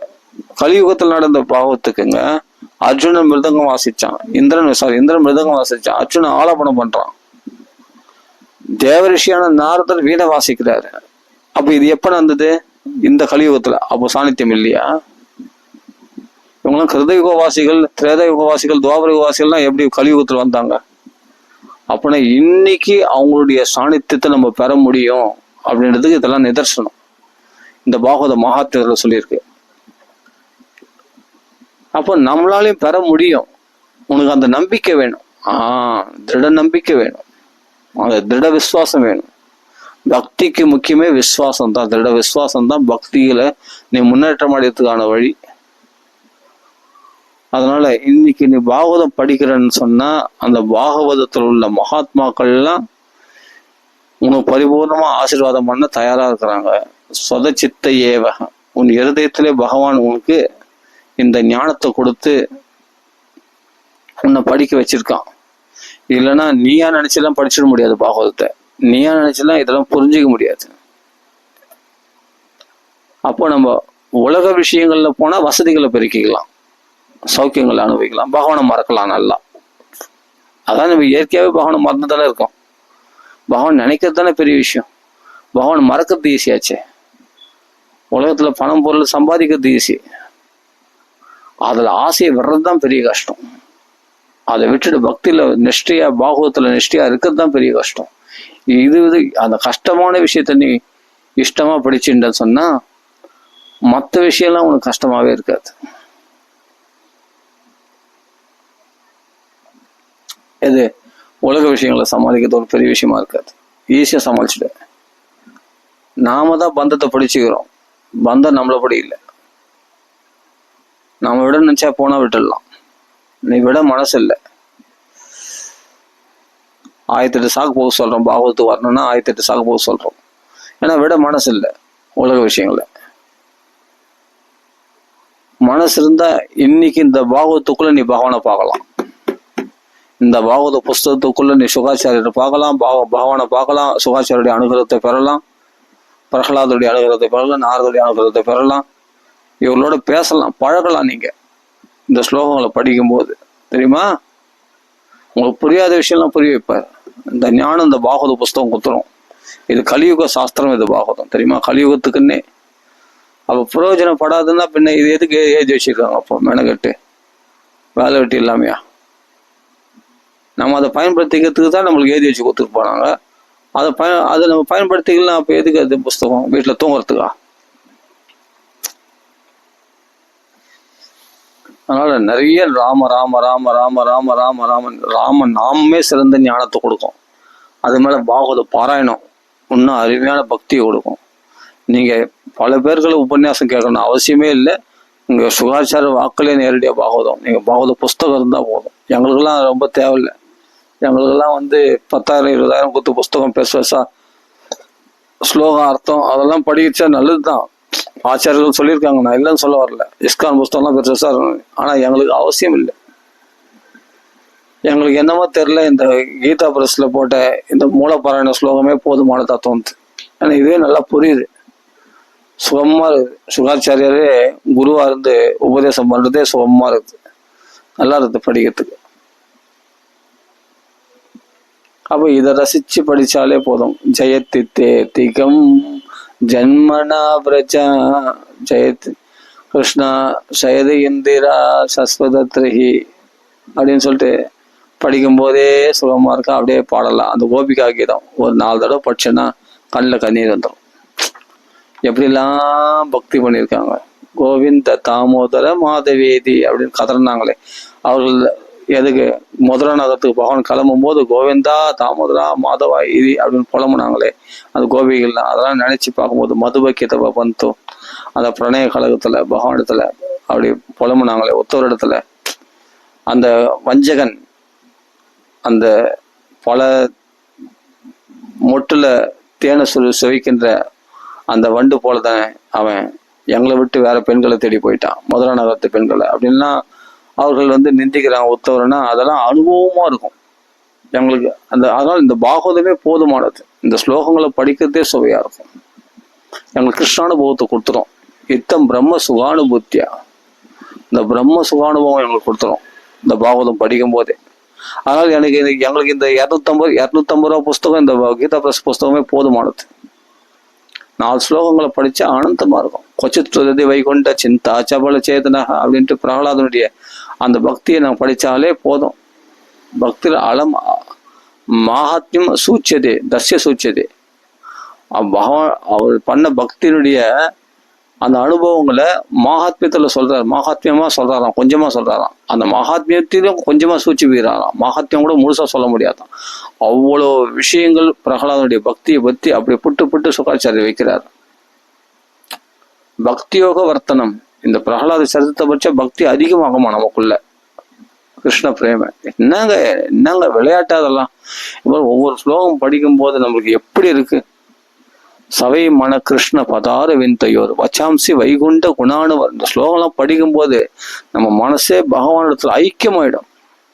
அந்த அம்பரீஷ அப்படி சதா சவை மன கிருஷ்ண பதார விந்தையோர். மனசு வேற எங்கேயுமே உலக விஷயங்களையோ அரசியல் விஷயங்களையோ சினிமா விஷயங்களையோ யூடியூப் பார்க்கறதோ மற்ற விஷயங்கள்ல மனசு செலுத்தலையா அம்பரீஷன். பகவானுடைய திருவடி கமலங்கள்லயே மனசை அப்படியே ஐக்கியமாக்கிட்டாராம். இதாங்க பக்தி. நமக்கு சொல்லி கொடுக்குதுங்க பாகவதம், சொல்லி கொடுக்குதுங்க. சபை மன கிருஷ்ண மனசை எப்பொழுது கிருஷ்ண திருவடிகளிலே நனி அனன்யா சிந்தையந்தோன்னு சொன்னது யாருக்காக? அம்பரீஷனுக்காக போன்ற மகாத்மாக்கள் அதை அனுஷ்டித்து காமிச்சாங்க பகவான் சொன்னதை. அப்போ அவங்களுடைய யோகக்ஷேமத்தை, நான் சப்த தீபத்துக்கும் அதிபதி, அப்படி யோகக்ஷேமத்தை வகிக்கிறான் பகவான். ஏங்கன்னா ஒரு அப்படிப்பட்ட சவைமான கிருஷ்ண பதாரு அப்படி அனன்ய சிந்தையந்தோன்னு இருந்ததுனால்தான் அம்பரீஷனுக்கு அப்படி பகவான் யோகக்ஷேமத்தை கொடுப்பான். குசலர் கொடுத்த மாதிரி, அம்பரீஷன் கொடுத்த மாதிரி. அப்போ அவனை காப்பாற்ற விட்டுருவானா? துர்வாசா துக்கமாவண்ணகா. சீதந்தி ஜகத்ரையே, துர்வாசரே துக்கப்பட்டாராம். 3 உலகம் அழிஞ்சு நிம்மதி இல்லையா. ஏன்னா பக்த வினிந்தகா, பக்தர்களை நிந்தனை பண்ணா கட்டான் எப்படியாப்பட்டவங்களும். அப்போ எதுக்கு பணக்காரவங்களை திமிரு பிடிச்சவங்கள போய், பக்தி இல்லாதவங்கள போய் நம்ம நாடின்னு இருக்கணும். அவன் காலில் விழுந்தனே, அவன் காலில் விழுந்து, அவன் உதவி நாடின்னு கண்டவங்க நம்ம ஏன் பேசணும்? ஏன் இவருடைய தொடர்பு நம்மளுக்கு எதுக்கு? நமக்கு இவரால் நமக்கு ஆக வேண்டியது என்ன இருக்கு சொல்லும் பார்க்கலாம். பணத்துக்கு ஒண்ணுத்துக்காக தான் இவங்கெல்லாம் பேசணும், பழகணும். இந்த உறவினத்துல, இந்த ஃப்ரெண்ட்ஷிப்ல வேற எதுக்கு போய் பழகணும் சொல்லும் பார்க்கலாம். நம்ம பக்திக்கு நமக்கு தேவையான பாகவதம் நிரம்ப இருக்கு, நமக்கு தான் பூர்ணமா இருக்குது பாகவதம். இதுல இருக்கிற பக்தர்களே போதுமானது. இந்த சங்கமே நம்மளை பாவனமாக்கிட்டோம். நான் முன்னெல்லாம் இப்பதான் கொஞ்சம் கெட்டு போயிட்டேன். நான் உண்மையிலே நான் கொஞ்சம் கெட்டு போயிட்டேன். முன்னெல்லாம் பாகவத புஸ்தகம் எங்க போனாலும் இந்த அப்பெல்லாம் வந்து 150 ரூபா 100 ரூபாய் தான் இருக்கும் அந்த புஸ்தகம். இந்த பாகவத புஸ்தகம் எவ்வளோ? அந்த பாகவத புஸ்தகம் பார்க்கவே இந்த பழைய புஸ்தகம் தான் இது. வந்து எனக்கு ஆனால் எனக்கு ஃப்ரீயாக கிடைச்சது இந்த புஸ்தகம். அண்ணா நகரில் கொடுத்தாங்க ஃப்ரீயா. அப்போ 110 ரூபா இந்த புஸ்தகம். இந்த 110 ரூபா எங்களை அப்போ இல்லாமல் இல்லை, வாங்கிடலாம். ஆனால் அது ஃப்ரீயாக கிடைக்கும் போது இல்லைன்னா அது ஒரு கிஃப்டாக கிடைக்கும் போது 2010 அப்போ 110 ரூபா இந்த புஸ்தகம் வாங்கிடுவேன். ஆனால் இது ஃப்ரீயாக கிடைக்குதுன்னா யார் வேணாம்னு சொல்லுவாங்க. அதுவும் எனக்கு பிரம்மஸ்ரீ சுந்தரமா சுவாமி உபன்யாசம் பண்ணுற இடத்துல 18th மெயின் ரோடில் அண்ணா நகரில் ஒரு அக்ரஹத்தில் ஒரு மாமி கொடுத்தாங்க ஃப்ரீயாக. அப்போது எனக்கு பொய் சொல்லி தான் வாங்கினேன், சம்ஸ்கிருதம் படிக்க தெரியுன்ட்டு. ஆனால் பார்த்தா பகவான் உண்மையிலே படிக்க வச்சுட்டேன் 5 நாளில் பாகவதத்தை. அந்த சத்தியம் விதாத நிஜபிருத்திய பாஷை, அது நான் உண்மையான பக்தன் இல்லை. அந்த நம்ம பொய் சொன்னால் கூட அதை உண்மையாகிடுவான் பகவான். சத்தியமிருதம் சத்தியபரம், சத்தியத்தை ருதம், சத்தியத்தை உண்மையாகிடும். நம்ம சொன்ன வாக்கத்தை உண்மையாகிடுவான் அப்படின்றது பகவான் காண்பிச்சுட்டான் பாருங்க. நீ பாகவதம் படிக்கணுன்ற ஆசையினால தானே போய் சொன்னேன், அதை உண்மையாவே ஆக்கிடுறேன் அப்படின்னு சொல்லிட்டு நான் அந்த புஸ்தகத்தை வாங்கிட்டேன். இதை பாகவதம் படிக்க வைனா 5 நாள்ல பாகவதம் படிக்க வச்சான் சம்ஸ்கிருதத்தை. ஆச்சரியம், என்னவோ முன் ஜென்மத்துல விட்ட குறை தொட்ட குறை என்னன்னு தெரியல, ஏன்னா படிச்சு விட்ட மாதிரி படிக்க வந்துடுச்சு. இப்போ இந்த பாகவதம் நிஷ்டையா இருக்கணும்னு தோணுது. ஏன்? இப்போ எவ்வளோ கமெண்ட்ரி படிச்சிருக்கோம். கடலும் கொடியது, இப்போ ராமணம் பப்ளிகேஷன்ஸு, இப்போ தலகாணி மாதிரி பெருசாக இருக்கு. இஸ்கான் கமெண்ட்ரிலாம் எல்லாம் நல்லா தான், சூப்பராக இருக்கு. இஸ்கான் கமெண்ட்ரி நல்லா, இஸ்கான் கமெண்ட்ரி குருஷீட பரம்பரை ஃபர்ஸ்ட் கிளாஸ். அதை படிக்கிறது தாராளமாக படிங்க. ஆனால் எங்களுக்கெல்லாம் என்ன ருசிக்குதுன்னா இந்த பாகவத புஸ்தகம், இந்த 100 ரூபா 110 ரூபான்னு சொல்றாங்க கீதா பிரஸ், இந்த மூலப்பாராயண புஸ்தகம், இதில் தான் எங்களுக்கு ரமிக்குது. டைரெக்டாக படிக்கணும், அப்போதான் எங்களுக்கு சுகமாக இருக்குது. அப்படியே ஒரு அம்பரீஷ சரித்திரம் படிச்சோம்னா சூப்பராக இருக்கும். அப்பா சப்த தீபத்துக்கும் அதிபதி அம்பரீஷன். கார்த்திகை மாசம் அப்படியேப்பட்ட ஏகாதசி விரதம் இருக்கும் பொழுது நடந்த ஒரு சோதனை. அப்பா பகவான் சக்கராயத்தினால அந்த பூத பிசாசை வெட்டி எறிஞ்சு துர்வாசரையும் துரத்திண்டு அவர் பகவான் அப்பா அங்க ஒரு லெக்சர் எடுக்கிறான் பாருங்க. பகவான் அதோப்பா அகம் பக்த பராதீனம் அஸ்வந்தம், அந்த அருமையா இருக்கும் அந்த லெக்சர். அவர் பகவான் எடுக்கிற லெக்சர் துர்வாசருக்கு. அங்க அங்க அம்பரீஷனுடைய பெருமை அப்படி சொல்றாரு. வைகுண்டவாசி பெருமாள், அப்பா அருமையா இருக்கும் அதை படிக்கும் போதே. அது மாதிரி கட்டங்கள்லாம் படிச்சா அந்த மனசு எப்படிங்க உருகாம இருக்கும். இந்த கட்டத்தை விடுங்க, அடுத்தது வந்து கோபிகா கீதம் படிக்கிறேன், சூப்பரா இருக்கும். அதை விட என்னன்னா இந்த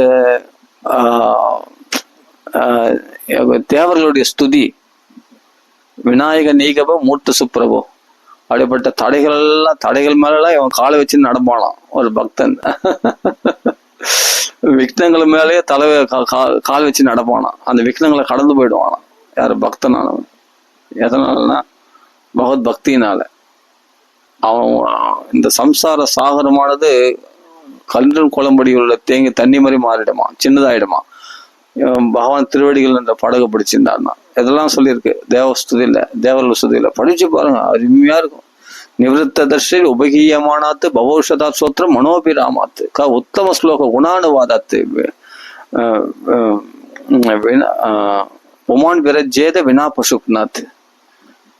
அப்படிப்பட்ட ஹோஹத்தி பண்றவனுக்கு தான் கோபாலன் கதை பிடிக்காதுன்னு, அவரை மாம்ச பக்ஷணம் பண்றவங்களுக்கு தான் கிருஷ்ண கதை பிடிக்காது. சன்னியாசிகள்லாம் படிக்கக்கூடிய புஸ்தகம் இந்த பாகவதம், சம்சாரிகள்லாம் படிக்கக்கூடிய புஸ்தகம் பாகவதம், முமுட்சுக்கள்லாம் மோட்ச அடையணும்னு ஆசைப்படுறவங்கலாம் படிக்க வேண்டிய புஸ்தகம் இந்த பாகவதம். அப்ப எல்லாருக்குமே முமுட்சுக்கள் முக்தர்கள் குடும்பஸ்தர்கள் எல்லாரும் படிச்சு அனுபவிக்கக்கூடிய புஸ்தகம் இந்த பாகவதம். அவ்வளோ ரம்யமா இருக்கும், அவ்வளோ கதைகள் இருக்குது. இந்த ஸ்லோகங்களை படிக்கும் போதே நம்மளுக்கு நல்லா புரியுது பாருங்க, சூப்பரா இருக்கும். எங்களுக்கு இந்த புஸ்தகம், இந்த மூலப்பாராயண புஸ்தகமே போதுமானது, திருப்தியா இருக்கும். எந்த கதை, இந்த கதையை விட்டா துருவ சரித்திரம் போகலாம், துருவ சரித்திரம் விட்டா பிரகலாத் சரித்திரம் போகலாம், பிரகலாத் சரித்திரம் உள்ள கிருஷ்ணனுடைய அந்த கோபிகா கீதம், இல்லைன்னா அந்த வேணாம், சரி வேணாம், எடுத்தவொடனே ராச பஞ்சாயத்துக்கு போவானாம், சரி அது பிறகு மிருதபக்ஷன் லீல, திருணாவர்த்தவாதம், போதனா மோட்சம், திருணாவர்த்த மோட்சம், சகடாசுர பஞ்சனம், அப்பா வத்சாசுர பஞ்சனம், அகாசுர மோட்சம், பகாசுர மோட்சம், பகவான் பிரம்ம மோகன லீல, அருமையான லீல, பா எங்களுக்கு சலிப்பே இல்லை. அவ்வளவு விஷயங்கள். ஒரு பழக்காரி கூட பழக்காரிக்கு ரத்ன கூடையா மாத்திட்டான் பகவான். ஒரு தையல்காரனுக்கு அனுகிரகம் பண்ணது, ஒரு மாலாக்காரனுக்கு அனுகிரகம் பண்ண கம்சபதம். அப்படியே கப்பா எங்களுக்கு படிக்கிறதுக்கு விஷயமா இல்லை பாகவத்துல. அப்படின்னாங்க. வஸ்திராபரணம், அந்த காத்தியாயன விரதம், நோன்பு இருக்கிற அந்த கோவிகள், காளிய நர்த்தனம், கோவர்த்தன உத்தாரணம், அடேங்கப்பா வாயில உலகங்கள் மிருதபக்ஷ நிலையில எங்களுக்கு சலிப்பே கிடையாது.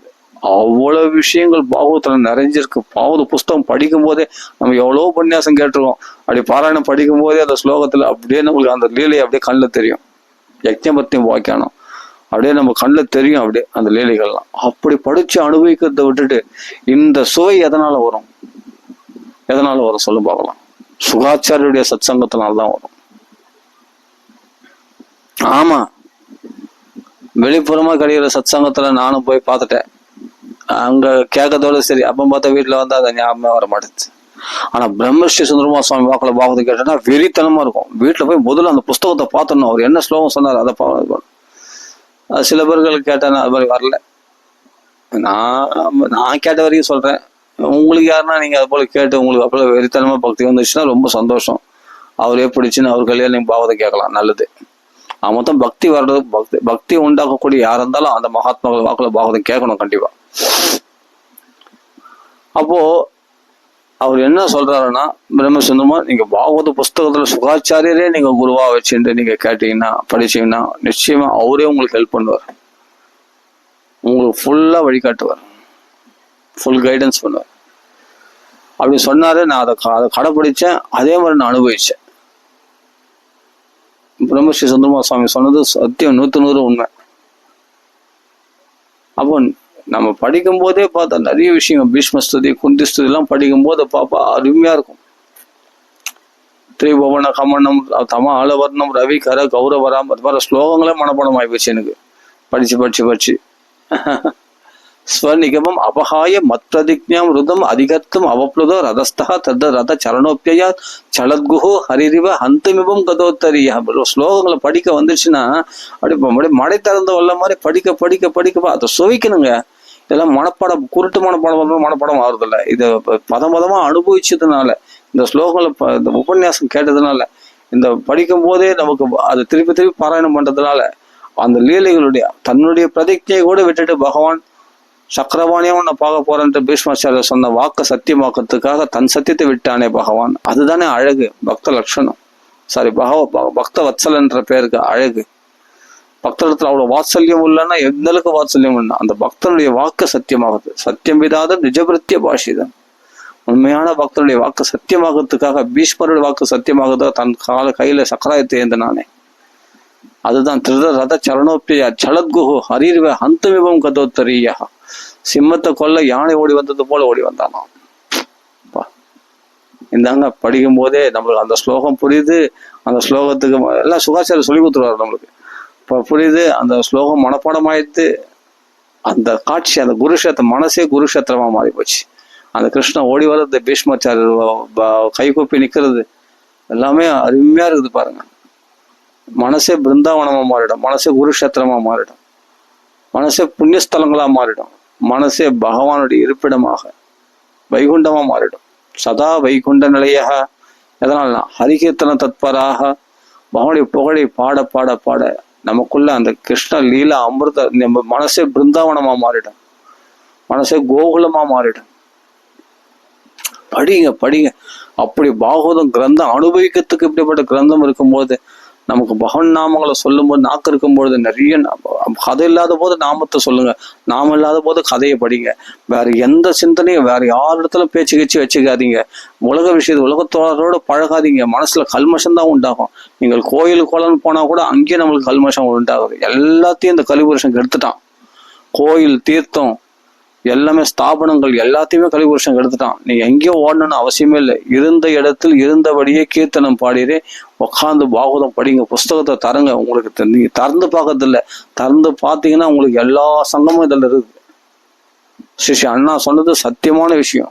உங்களுக்கு தேவையான சங்கம் மொத்தம் பாகவத்தில் இருக்குது.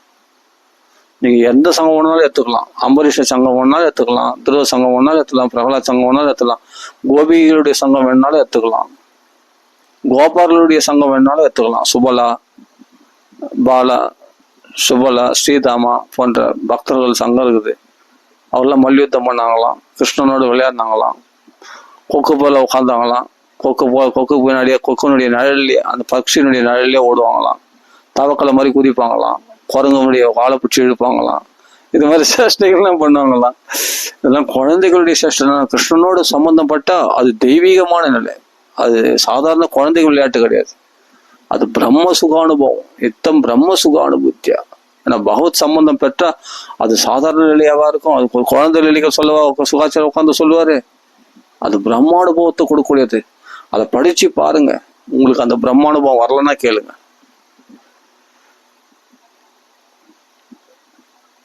அதெல்லாம் இப்படி அது பிரிச்சு மேய்றதுன்னு சொல்லுவாங்க இல்லையா, அப்படி பாவத்தை பிரிச்சு அப்படி படிச்சு ஏடுகளை பற்றி பார்த்தா நிறைய விஷயங்கள் வெளியாகும். ராமாவதாரம் 2 அத்தியாயத்துல அப்படி சொல்லியிருக்கிறார்.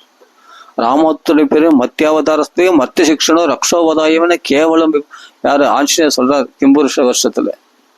படிச்சு பாருங்க, அருமையா சொல்றாரு. பகவானை சந்தோஷப்படுத்துறதுக்கு நல்ல அழகு தேவையில்லை, நல்ல படிப்பு தேவையில்லை, நல்ல பாண்டித்யம் தேவையில்லை, நல்ல பணம் தேவையில்லை. என காட்டு மிராண்டிகளாகிய நாங்கள் வானர்களாகிய எங்களை கூட தோல் மேல் கைப்பட நண்பனாக்கி கொண்டானே அந்த ராமன், அந்த பகவானை சந்தோஷப்படுறதுக்கு என்ன தேவை அப்படின்ட்டு அருமையா கிம்புருஷ வருஷத்துல ஆஸ்திரேஷனரோட யாரு ஆஞ்சநேயர் சொல்றாரு. பாரத வருஷத்துல பூஜையோ வரம், பாரத வருஷத்துல பிறவி கிடைக்கிறதுன்னா பெரும் பாக்கியம். எந்த இடத்துல பகவானுடைய கதைகள் இல்லையோ, பகவானுடைய உற்சவங்கள் இல்லையோ, மகோத்சவங்கள் இல்லையோ, பக்தர்கள் இல்லையோ, அது தேவலோகமே ஆனாலும் சேவிக்க வேண்டாம் அப்படின்னு அதே தேவர்கள் சொல்றாங்க. பாரத வருஷத்துடைய பெருமை. நரநாராயணர் தான் அங்க பிரதான தெய்வங்கள், பாரத வருஷத்துடைய தெய்வங்கள். அங்க நாரதர் உபாசிக்கிறாராம் பாரத வருஷத்துல. அப்படியே அந்த உபகோல கவலை வர்ணன மாதிரியா இருக்கும். அது பக்திமயமா இருக்கும். இப்படி அனுபவிக்கிறதுக்கு எவ்வளவு விஷயங்கள் எடுத்து நீங்க புரியாத விஷயத்த விட்டுருங்க. புரிஞ்ச விஷயத்தை அனுபவிக்கணும்னா உங்களுக்கு அவ்வளவு கடல் மாதிரி இருக்குங்க. புரிஞ்ச விஷயத்த அனுபவிக்கணும்னாவே கடல் மாதிரி இருக்குது. அவ்வளவு எல்லையற்றதா இருக்குது பாகவதம் படிக்கணும்னா. அவ்வளவு விஷயங்கள் நிறைஞ்சிருக்கு இந்த பாகவதத்துல.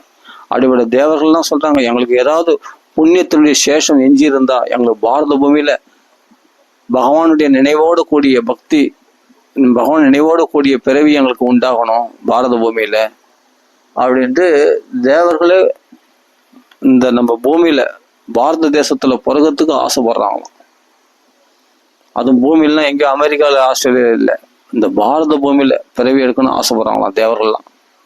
அதுக்குதான் ஒவ்வொரு அவதாரத்துல கூடவே வந்துடுறது இவங்களாம் ஒட்டிக்கின்னு.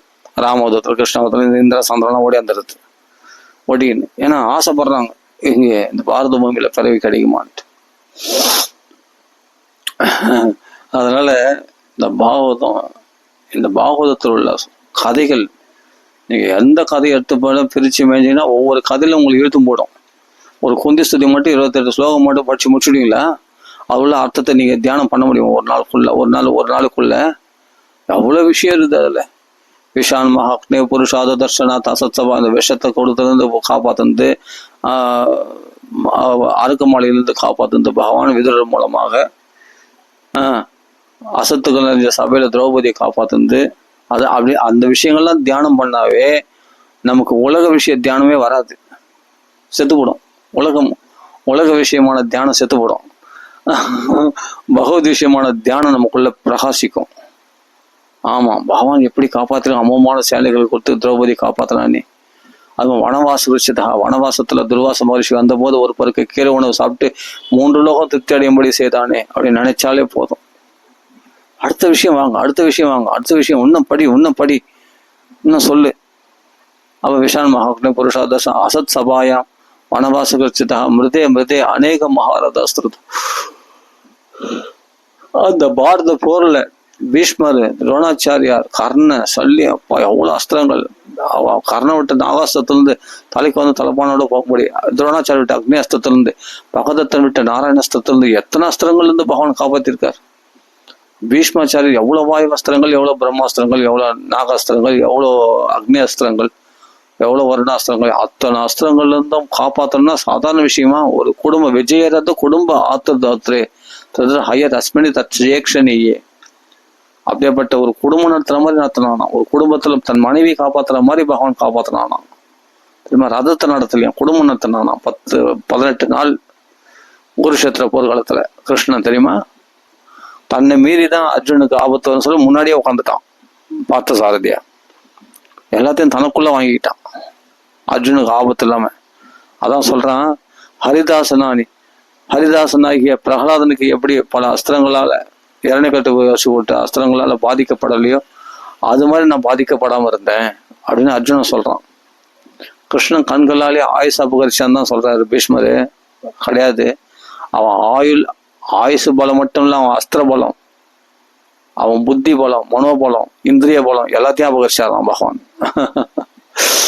அப்படின்னு அர்ஜுனன் சொல்றான். புலம்பல் அவன் புலம்பல்ல பார்த்தா அவன் புலம்பல் மாதிரியா இருக்கும். அது மகாபாரதம் ஃபுல்லா சுருக்கமா சொல்லியிருக்கான் அர்ஜுனன். அந்த மகாபாரதத்துல தங்களுக்கு வந்த ஆபத்தில் காப்பாத்துறது எல்லாமே கிருஷ்ணன் தானா அப்படின்னு கிருஷ்ணனுடைய பெருமைகளை சொல்றான்.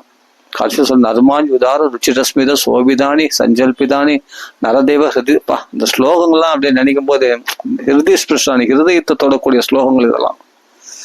அந்த மம மாதவசி, என்னுடைய மாதவன் அண்ணா அவன், ஹே பார்த்தா ஹே சகே குருநந்தனேதி அப்படி சஞ்சல்பிதானி நரதேவ ஹிருதய ஸ்பிருஷ்டானி. அடேங்கப்பா, மனுஷ தேவன் அவன், நலனா இருந்தாலும் தேவன் அவன். அப்படியேப்பட்ட ஹே பார்த்தா ஹே குருணன் அப்படின்னு கொஞ்சம் என்னை கூப்பிடுவானா என் பேரை சொல்லி அப்படின்ட்டு அர்ஜுனன் உருகுறதும் கிருஷ்ணனை நினைச்சு புலம்புறதும். அப்பா, நம்மளுக்கு வராத பக்திலாம் வந்துருங்க. அப்படிப்பட்ட ஒரு பரம பாகவதருடைய சங்கத்தை நம்ம எடுத்துக்கணும். அப்படிப்பட்ட வாக்குல பாகவதம் கேட்கணும். கேட்டோம்னா நம்மளுக்கு எந்தவித பலனையும் எதிர்பார்க்காத பக்தர்கள் வாக்குல பாகவதம் கேட்கும் போது தேன் மாதிரி சுவைக்கும். ஆனால் சுகாச்சாரியரே நம்மளுக்கு அனுகிரகம் பண்ணுவார். எங்களுக்கெல்லாம் என்ன தெரியுமாங்க, இந்த பாகவதம் மூலப்பாராயண புஸ்தகம் தான் போதுங்க, பக்தி எங்களுக்குள்ள பிரகாசிக்கும். எங்களுக்கு இந்த கமெண்ட்ரி படிச்சா கூட வச்சுக்கலாம், கொஞ்சம் வெளி விஷயம்லாம் போகுது. வெளி விஷயம்லாம் அவங்கள பத்திலாம் உதாரணம் சொல்றாங்க, வேற மகாத்மாக்கள் பத்தி. அதாவது இந்த பாகவத்தில் இல்லாத வெளியே மகாத்மாக்கள், அவங்களும் பக்தர்கள் தான். அந்த மகாத்மாக்கள் பத்திலாம் மனசு சிதறடி, இந்த பாகவத்தை விட்டு நம்ம வெளியே போயிடுறோம். ஆமா, இது நான் தப்பா நினைக்காதீங்க, நான் இஸ்கான்ல மதிக்கிறவன் தான். பிரபுபாதா வியாக்கியானங்கள்லாம் கமெண்ட் எல்லாம் பெஸ்ட் தான், நான் எல்லாம் சொல்ல வரல. ஆனா பிரபுபாதா வியாக்கியானங்கள் படிக்கும் போது சில விஷயங்கள்லாம் கொஞ்சம் வெளி விஷயத்துக்கு போயிடுறாரா. அந்த வெளி விஷயத்துல போகும்போது என்னன்னா, பாகவத்தை விட்டு வெளி விஷயம் எதுக்காகனா, பாகவதத்தில் உள்ள ஸ்லோகத்தை பாகவதத்தில் உள்ள ஸ்லோகத்தை புரிய வைக்கிறதுக்காக தான் கொஞ்சம் வெளி விஷயத்துக்கு போறாரு. அது நம்மளுக்கு புரியறதுக்காக, நம்ம ஈஸியா புரிஞ்சுக்கிறதுக்காக நம்ம வெளி விஷயங்கள் அனுபவம் இருக்கு, அதை வச்சு நம்மளுக்கு இந்த பாகவத்தை புரிய வைக்கிறாரு. நான் தப்புன்னு சொல்ல வரல பிரபுபாதா கமெண்ட்ரிய. ஆனா எங்களுக்கு தேவையில்லை, அப்படி வெளி விஷயம் சொல்லிதான் பாகவதம் புரியணும் அவசியம் இல்லை. ஆக மொத்தம் நிறைய சதறடைஞ்சிருது மனசு. இப்ப அவர் கொடுக்குற கமெண்ட் இல்லாததுன்னா கொஞ்சம் வெளியே போயிடுறோம், பாகவத்தை விட்டு வெளியே போற மாதிரி ஆயிடுது. பாகவத்தை தான் புரிய வைக்கிறாரு, ஆனா என்னமோ தெரியல அண்ணாண்டு போன மாதிரி ஆயிடுச்சு. இந்த பாகவத்தை விட்டு அண்ணாண்ட பக்கத்து தெருவுக்கு போன மாதிரி ஆயிடுச்சு. ஆமா, நம்ம சொந்த வீட்டை விட்டுட்டு பக்கத்து தெருவில் போய் அலையிற மாதிரி, சுத்தி நிற மாதிரி இருக்குது. நம்ம வீடு எங்க, நம்ம வீட்டை விட்டோமேன்னு அழிஞ்சுன்னு இருக்கவே. மறுபடியும் வீட்டுக்கு வந்தா, மறுபடியும் அடுத்த ஸ்லோகத்துக்கு மறுபடியும் வந்துடுறாரா, அப்போ சொந்த வீட்டுக்கு மறுபடியும் வந்த மாதிரி ஆயிடுது. அப்ப மறுபடியும் அவர் கமெண்ட்ரி கொடுக்குறாரா, கமெண்ட்ரி கொடுக்கும்போது பக்கத்து தெருவில் போய் அலையிற மாதிரி ஆயிடுது. நம்ம சொந்த வீட்டை விட்டு பக்கத்து தெருவில் போய் அலையிற மாதிரி ஆயிடுது. கிட்டதான் இருக்கிறோம், திருப்பி மறுபடியும் நம்ம வீட்டுக்கு வந்த மாதிரி ஆயிடுது. அடுத்த ஸ்லோகத்துக்கு வரும்போது, அடுத்த ஸ்லோகம் அவர் உபன்யாசம், அது அடுத்த ஸ்லோகத்துக்கு அவர் வியாக்கியானம் பண்ணும்போது அவன் அதுக்கு விளக்கம் கொடுக்கும்போது பார்த்தா பக்கத்து அண்ணாண்ட வீட்டுக்கு போன மாதிரி இருக்குது, இப்போ பக்கத்து தெருக்கே போன மாதிரி இருக்குது, பக்கத்து ஊருக்கே போன மாதிரிலாம் இட்டு போயிடுவார். அது மாதிரி வெளியே போயிட்டு வர மாதிரி ஆயிடுது. ஆமா, அடிக்கடி நம்ம இந்த பாகவத்தை விட்டு வெளியே போற மாதிரி ஆயிடுச்சு. அப்போ மனசு அதுலயும் பார்த்தா நோ டைரக்டா பாகவதம் படிக்கணும்னா ஸ்லோகத்தோட அர்த்தம் அப்படியே படிக்கும்போது தான் சுவையா இருக்கு. அந்த ஸ்லோகத்துடைய அர்த்தம் அப்படியே படிக்கும்போது சுவையா இருக்கு. பிரபுபாதனுடைய கமெண்ட்ரி நான் தப்புன்னு சொல்ல வரல, அது ஒரு குருஷீட பரம்பரையில நம்ம பகவானை எப்படி புரிஞ்சுக்கணும்னு சொல்லியிருக்கு. ஓகே, ஆனாலும் என்னதான் நீங்க சமாதானம் சொன்னாலும் பிரபுபாதா வஸ்தின்னு சொன்னா கூட எங்களுக்கு இந்த கீதா இந்த மூலப்பாராயண புஸ்தகம் தான் எங்களுக்கு ஃபிக்ஸ் ஆகுது. இதுல அனுபவிக்கும் போதே எங்களுக்கு அப்படியே டைரக்டா சுகாச்சார வாக்குல பாகவதம் கேட்கற மாதிரி இருக்கு. ஆமா, அப்ப இதெல்லாம் பார்த்தா படிக்கும்போது 11 ஸ்கந்தத்துல சொல்றாரு பாருங்க, பா எவன் ஒரு நிமிஷம் கூட இரவும் பகலும் ஜாக்கிர சொப்னம் சுஷுப்தி 3 நிலைகள்லயும் பகவான் விட்டு விலகாம இருக்கிறானோ அவனுடைய மனசு, அவன் தான் பாகவத உத்தமன் அப்படின்லாம் சொல்றாரு. 11 ஸ்கந்தத்துல பாகவத உத்தமன், பாகவத பிரதானர், பாகவதம் முதன்மை, பாகவதற்குள் முதன்மையானவன், பாகவதற்குள்ள உத்தமன் அப்படின்லாம் சொல்றாரு பாருங்க. அதெல்லாம் படிக்கும்போது வேற லெவல்ல இருக்குது. கிருஷ்ண பக்தி எப்படிலாம் கூட வர்ணிப்பாங்களா அப்படின்னு ஆச்சரியமா இருக்கு. அப்ப இந்த 24 குருக்கள் அருமையா, அதெல்லாம் மறந்தே போச்சுங்க எனக்கு. கொஞ்சம் பிரபுபாத புஸ்தகம்லாம் படிக்க ஆரம்பிச்சேன்னா இந்த டைரக்டா நான் படிச்சு இந்த பாகவதம் கொஞ்சம் மறந்து போச்சு. டைரக்டா பாகவதம் படிக்கும்போது இந்த 24 குருக்கள் ஞாபகம் வரும், பிக்ஷு கீதை ஞாபகம் வரும். அப்போ 11 ஸ்கந்தம் பார்த்தா நிறைய விஷயம், அந்த புருரவசு ஊர்வசியத்துல மயங்கி அவன் வைராக்கியம் பண்ற விஷயம் ஞாபகம் வரும். அந்த பிங்கள வேசி வைராக்கியம் பண்ற விஷயம் ஞாபகம் வரும். அப்போ உத்தவருடைய கீதை, உத்தவர் எனக்கு உத்தவர் இடத்துல அவர் சொல்றாரு, பரமேஸ்வரனு கூட எனக்கு அந்த அளவுக்கு பிடிக்காது, லக்ஷ்மி கூட பிடிக்காது, பிரம்மதேவர் பிடிக்காது, உத்தவா உன்னதானே ரொம்ப பிடிக்கும் அப்படின்றார். பாகவதத்தில் தான் பகவானுக்கு பிரியம் அதிகமா அப்படின்னு சொல்றாரு. எனக்கு கோயில் உள்ள சிலைகள்லாம் கூட என்னைக்கோ பலன் கொடுக்கும். புண்ணிய நதிகளாக ஓடுற தீர்த்தங்கள்லாம் கூட என் திருவடியில்தான் அந்த தீர்த்தமாக இருந்தால் கூட கங்கை முதலெல்லாம் என்னைக்கோ ஒரு நாள் தான் பலன் கொடுக்கும். புண்ணிய கஷேத்திரங்கள்லாம் கூட என்னைக்கோ ஒரு நாள் தான் பலன் கொடுக்கும். ஆனால் தர்ஷனா தேவ சாதவாக, உன்னை போன்ற சாதுக்கள் உடனே அனுகிரகம் பண்ணுவாங்க அப்படின்லாம் சொல்றாரு இல்லையா கிருஷ்ணர். இதெல்லாம் அக்குரர் இடத்துல சொல்றாரு, இல்ல உத்தவர் இடத்துல, இல்ல அக்குரர் இடத்துல சொல்றாரு, திருதராஷ்டிரத்துல அனுப்பும்போது. அப்ப இதெல்லாம் படிக்கும்போது அங்க இங்க உள்ள பூந்து மேயும் போது அதுல எவ்வளவு விஷயங்கள் வெளியே வருது. படிக்க படிக்க ஒவ்வொரு விஷயமும் படிக்க படிக்க எங்களுக்கு போதுங்க, எங்களுக்கு இது போதுங்க. இதுவே எங்களால நிறைய படிக்க முடியாதுங்க. இதுலயே எங்களுக்கு நிறைய தெரிஞ்ச விஷயம் நிறைய. ஒரு கஜேந்திர ஸ்துதியில கஜேந்திர மோட்சம் படிக்கும்போது அருமையா எவ்வளவு விஷயங்கள் அதுல இருக்குது.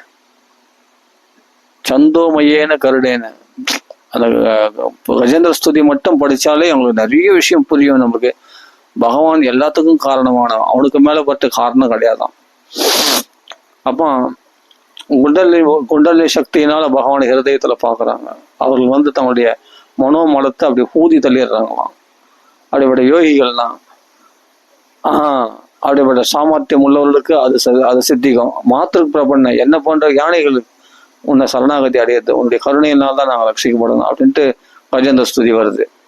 யோகிகள்லாம் யோகத்தினால இந்த பிரம்ம தண்டம்னு சொல்லக்கூடிய இந்த சுஷும்னா நாடி வழியாக முதுகு தண்டை கடைஞ்சி அவர்கள் குண்டலினி சக்தி வழியாக, அப்போ அந்த சுஷும்னா நாடி வழியாக அந்த மேல்முகமாக ஊர்த்துறை தசுகளாக மேல்முகமாக அந்த ஜோதியை திருப்பி ஹிருதயத்துல பகவானை தரிசனம் பண்றாங்க. அது யோகிகளுக்கே புரிய வேண்டிய விஷயம். அப்ப மனசு உள்ள மடத்தை ஊதி தள்ளிடுறாங்களாம், சாம்பலை ஊதி தள்ளுற மாதிரி அந்த அளவுக்கு எரிச்சிடுறாங்களாம். அந்த சங்கல்பங்களை மொத்தத்தையும் எரிச்சிடுறாங்களாம். அப்படின்னும் போது அதெல்லாம் படிக்கும் போது சிதுஷ்மபாய தக்ஷோப விஸ்பூர்ஜித மானசாய, அப்போ இருதயத்துல பகவான் பிரகாசிக்கிறானா, மனசு பரிசுத்தமானவன். அது யோகிகள் பரிசுத்தமாகக்கூடிய விஷயம்.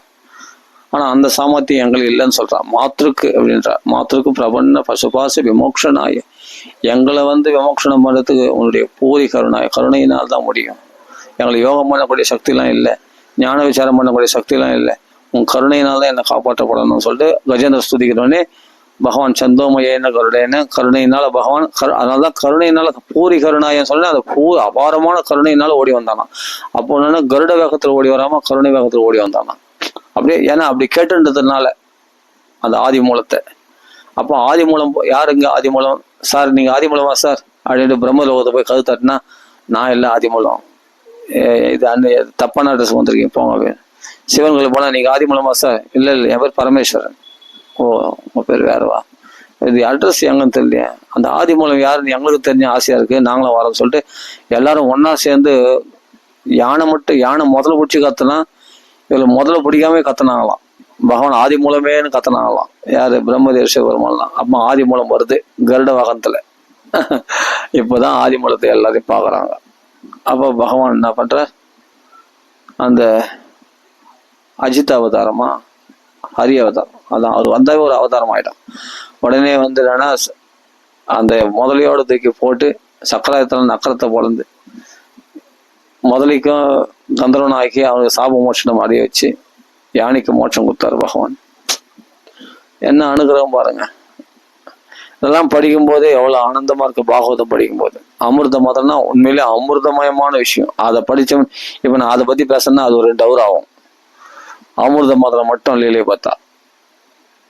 ஒரு சில இடத்துல பார்த்தா அவருடைய குணங்கள் குறைவா இருக்கிறதுனால சகல கல்யாண குணங்களும் பரிபூர்த்தியா இருக்கிறது நாராயணன் சொல்லிட்டு நாராயணன் கழுத்துல மாலையை போட்டார் மகாலட்சுமி. 8வது ஸ்கந்தம் 8வது அத்தியாயம் 8வது ஸ்லோகம். ஆவிர் அபூத்து ஸ்ரீஹி மகாலட்சுமி ஆவிர்வாவம் அடைஞ்ச அலைமகள் தோன்றினாள் திருப்பார்கடல இருந்து அப்படின்னு வருது இல்லையா? அருமையான சரித்திரமாச்சு. அதுலயே எத்தனை அவதாரம், மோகினி அவதாரம், கோர்மா அவதாரம், அப்பா அதெல்லாம் நினைக்கும் போதே தன்வந்திரி அவதாரம். அப்பா போதண்டா சாமி, இது போதும். இந்த பாகவதம் திருப்தியா இருக்குது. இப்ப நான் சொன்னது இப்ப நான் எனக்கு நானே சொல்லிக்கிறதே எனக்கு திருப்தியா இருக்குது. இந்த அமிர்தம் இல்லையா வாமன அவதாரம், பா வெறித்தனமா இருக்குது எனக்கு. அந்த அப்படியே வச்சுன போல தோணுது. அப்படியே அந்த ஸ்லோவமா படிக்கணும் போல அப்படியே வெறித்தனமா இருக்குது. பா கஜேந்திர மோட்சம் அமிர்த மதம் 8வது ஸ்கந்தமே அப்படியே அற்புதமா இருக்கும். பா வாமன அவதாரம், அப்போ மத்ஸ்ய அவதாரம். அப்பா அந்த மத்ஸ்ய அவதாரத்துல பார்த்தா அந்த சத்தியவரதன்ற ராஜாவுக்கு அவன் வந்து அடுத்தது வைவஸ்மத மனுவாக அவனை ஆக்கி 7வது நாள் பிரளய ஜலத்துல அவனை காப்பாத்தி மத்ஸ்ய புராணத்தை உபதேசம் பண்ணி அந்த வாசு என்ற பாம்பு கயிறத்தை கட்டி அந்த படகு பூமி என்ற படகுல ஏற்றி வச்சு சப்த ரிஷிகளை ஏற்றி வச்சு ஔஷதிகள்லாம் ஏற்றி வச்சு சத்திய ராஜா காப்பாத்தி அவனை வைவஸ்மத மனு ஆக்கிப்பா அருமையான லீலை. பா அஞ்சலவு கைகள்ல பிடிச்ச அந்த மீன் சொம்புல பெருசாகி அது தொட்டில விட்டு அதையும் பெருசாகி ஏரியில பெருசாகி அவனை பார்த்தா சமுத்திரமே வியாபிச்சு அப்பா என்ன நீ காப்பாத்தின உன்னை நான் காப்பாத்துவேன். இந்த நிறுந்து 7வது நாள் பிரளய செல்லம் உண்டாக போகுது அப்படின்னு சொல்லிட்டு ஒரு மத்ஸ்ய அவதாரத்தினுடைய பெருமை. அப்பா மத்ஸ்ய புராணம் சொல்லக்கூடிய அந்த உபதேசம்தான் மத்ஸ்ய புராணம். யாருக்கு? அந்த சத்தியவரதன்ற ராஜாவுக்கு. அருமையான விஷயம். அப்பா அதுதான் ஹயக்கிரீவன்ற அசுரனை கொண்டு வேதத்தை மீட்டு கொடுத்த அவதாரம், வேதத்தை திருப்பி வாங்கி கொடுத்த அவதாரம் யாரு? மத்ஸ்ய அவதாரம். தன்னுடைய மூச்சு சுவாசம் யாரும் பிரார்த்தனை பண்ணாம ஹயக்கிரீவனை வாதம் பண்ண, எல்லாம் பிரார்த்தனை பண்ணாதானே அசுரனை அழிக்கிறதுக்கு பகவான் வருவாரு. ஆனா மத்ஸ்ய அவதாரம் மட்டும் பிரார்த்தனை பண்ணாம எடுத்த அவதாரமா. ஏன்னா தன்னுடைய மூச்சு சுவாசமா இருக்கக்கூடிய வேதம் தன் மூச்சு தடப்படுதுன்னா உணர்த்த சொல்லி தெரியணும்னு அவசியம் இல்லை, நமக்கே தெரியும் நம்ம மூச்சு தடப்படுதுன்னு. அந்த மூச்சுக்கு ஆபத்துன்னு வரும்போது உடனே என்ன பண்ணுவார்? உடனே பகவானே என்ன பண்ண தன்னுடைய தெற்றி பல்லினால அந்த ஹயக்கிரீவனை வதம் பண்ணி அந்த வேதத்தை தூக்கி பிடிக்கும் போன பிரம்மதேவர்களும் வேதத்தை பிடிக்கும் போன அந்த ஹயக்கிரீவன் அசுரனை வதம் பண்ணி அந்த குதிரை வடிவத்தில் அசுரனை வதம் பண்ணி மத்ஸ்யாவதாரம் எடுத்து அவன் வதம் பண்ணி அந்த வேதத்தை மீட்டு கொடுத்த அவதாரம். அந்த வேதத்தை மீட்டு மறுபடியும் பிரம்மதேவர்களுக்கு கொடுத்தாராம் மத்ஸ்யாவதாரத்தில். அப்படிப்பட்ட அவதாரம். அருமையான சரித்திரம். 9வது ஸ்கந்தத்துக்குள்ள புகுந்துட்டா அருமையான அம்பரீஷ சரித்திரம். சிவன மகரிஷி கதை, சௌபரி மகரிஷி கதை, அப்பா இக்ஷ்வாகுடைய கதை, எல்லாருடைய கதை, நந்தி தேவருடைய கதை வரும், ராமாவதாரம் வரும், அருமையான ராமது பரசுராம அவதார கதை வரும். எப்பா யயாதி சக்கரவர்த்தி கதை, எது மகாராஜனுடைய கதை. பூர்வ வம்சத்துடைய பெருமை. அப்ப எது குலத்தினுடைய பெருமை. அப்பா படிக்க அதிகங்க, ரொம்ப அதிகங்க. என்ன சொல்ல போன என்ன பொறுத்தரையும் பார்த்தா அந்த பாகவத்துல சொன்னது ரொம்ப அதிகம். இவ்வளவுல ரமிக்க முடியுமா? ஒண்ணுத்துல ரமிச்சாவே அது வந்து வெளியே எழுந்து வர முடியல. ஒரு கோவத்தை நொத்தாரனா 5 அத்தியாயம் படிச்சாவே அது வந்து எழுந்து வர முடியல, வெளியே எழுந்து வர முடியல. எல்லாத்தையும் எப்படி ரமிக்க முடியும்? அப்பா நம்மளுக்கு பெருசாவே கொடுத்துட்டாங்க. தாராளமா அப்பா வந்து குறையா இருக்குன்னு நினைக்க கூடாது இல்லையா? இப்ப இந்த புராணத்தை பாகவத்தை விட்டு நான் வேற புராணம் படிக்கிறேன்னு போயிட கூடாது இல்லையா? உனக்கு பரிபூர்த்தியா இருக்கணுமே. அதனாலதான் நிறைய கொடுத்துருக்காங்க, நிறைய கதைகளை கொடுத்துருக்காங்க. நீ படிச்சு அனுபவி. நீ எவ்வளவு வேணாலும் படி, எதை வேணாலும் படி. உனக்கு வெரைட்டியா வேணும்னா வெரைட்டியா படி. ஒரே நிலையில ரமிக்குதுன்னா ஒரே நிலையா படி, உன் இஷ்டம் தான் வச்சுக்கோ. உபதேசம் வேணும்னா உபதேசமா பாரு, கதையா வேணும்னா கதையா பார்த்துக்கோ. உனக்கு எப்படி வேணுமோ எடுத்துக்கோ. சன்னியாச தர்மம் வேணாலும் சன்னியாச தர்மம், கிரகஸ்த தர்மம் வேணாலும் கிரகஸ்த தர்மம், உனக்கு வர்ணாசிரம தர்மங்கள் வேணாலும் அதுவும் இருக்குது. கிருஷ்ண லீலைகளை வேணும்னா அதுவும் 90 நிறைய கிருஷ்ண லீலைகளே இருக்குது. உனக்கு துவாரகா லீலை வேணுமா, அதுவும் வெரைட்டியா. பாண்டவர்களோட சேர்ந்த குருஷேத்திர லீலை வேணுமா, துவாரகா லீலை வேணுமா, பிருந்தாவன லீலையுமா, கோகுல லீலை வேணுமா, சொல்லி எந்த லீலை வேணும் உனக்கு. அதுலயும் பாகமா இருக்குது, பூர்வார்த்தம் உத்தரார்த்தம்னு. அதுலயும் நீ வெரைட்டியா அனுபவிக்கலாம். உன் இஷ்டம் தான். நீ ஜாலிடா, சொகுசுடா, நீ சொகுசாலிடா நீ.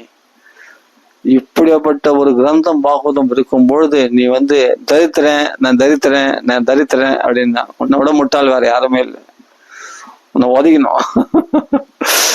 நீ முட்டாள், உன்னை தரித்திரன் சொல்ற பத்தி அவனை ஒதுக்கணும். உன்னை யாரு தரித்திரன் சொல்றது? நீ சகல பவனங்கள்லாம் பெரிய பணக்காரன்டா, பாகவதம் படிக்கிறவன், பாகவத்தை அனுபவிக்கிற பாக்கியம் பெற்றவன். எப்படியாப்பட்ட ஒரு பாகவத கிரந்தம். எனக்கு எதுக்கு காமெண்ட்ரி எல்லாம்? இப்ப நான் சொல்றேன்னு இதெல்லாம் எங்கிருந்து சொல்றேன்? இந்த பாகவத புஸ்தகத்துல இருந்து தான் சொல்றேன். இந்த பாகவத புஸ்தகம் அதுவும் ரொம்ப சாணித்தியம் நிறைஞ்சது. இது ஓசியில கிடைச்சது, அண்ணா நகர்ல இலவசமா. அந்த புஸ்தகத்தை இப்ப நான் தொட்டவொடனே இந்த சாணித்தியம் வருது பாரு. இப்ப நான் இவ்வளவு பாகவதம் பேசுறேன்னா இந்த பாகவத புஸ்தகத்தை வச்சுன்னு தான் பேசுறேன். இது என்னன்னு தெரியல, இந்த பாகவதம் அவ்வளவு சாணித்தியம் நிறைஞ்சிட்டு இந்த பாகவத புஸ்தகம் தொட்டுட்டு தான் எனக்கு பாகவதத்தில் பக்தி பிச்சுன்னு வந்துடும். அவ்வளவு ஆசீர்வாதத்தில் கிடைச்சது. பிரம்மஸ்ரீ சுந்தரமா சுவாமி கையெழுத்து போட்டிருக்காரு, அவருடைய ஆசீர்வாதம் பரிபூர்ணமா கிடைச்சது. இது எனக்கு பகவானுடைய அதுக்கு மேல பகவானுடைய ஆசீர்வாதம். பகவானே குருவா இருந்து எனக்கு உபதேசம் பண்ணதே இந்த பாகவதத்துல தான் படிக்க வச்சிருக்கான். என்ன 5 நாள்ல பாகவதம் படிக்க வச்சான்னா அது இந்த பாகவதம் தான். இந்த பாகவதத்துல தான் என்னை படிக்க வச்சான் பகவான். அந்த பாகவத புஸ்தகத்தை வச்சுன்னு தான் பேசுறேன். இப்போ இந்த பாகவதத்தை தொட்டுனாவே இந்த பாகவத்துல பிச்சுன்னு பக்தி வந்துடும். எனக்கு வேற குரு நான் தேடி ஓடணும்னு அவசியம் இல்லை, வெளியே போகணும் அவசியம் இல்லை. சுகாச்சாரிய குருவா இருந்து எனக்கு உபதேசம் பண்ணுவாரு. இதுல இருக்கிற பக்தர்ல இந்த பக்த சங்கமா இருக்கும். வெளியே உணர்த்தருடைய உதவி தேவைன்னு அவசியமே இல்லை. படிக்க படிக்க படிக்க படிக்க அமிர்தமா இருக்கும் பாகவதம். இதுல பிருது சக்கரவர்த்தி கதை புரஞ்சன பாக்கியம் படிச்சா நல்லா புரியும். அதுல தத்துவார்த்தமா தானே இருக்கும், புரியாது, ஆனால் நல்லா புரியும். இந்த பிரஜாரன், அந்த ஜுரம் பயத்தை உண்டாகக்கூடிய அந்த அண்ணன் தங்கைகள், அவங்களுக்குள்ள அதுல இருந்து இந்த கோட்டையை இடிக்கிறது, புரஞ்சன கோட்டையை, அதெல்லாம் சூப்பரா படிக்க நல்லா புரியும் தத்துவார்த்தமா.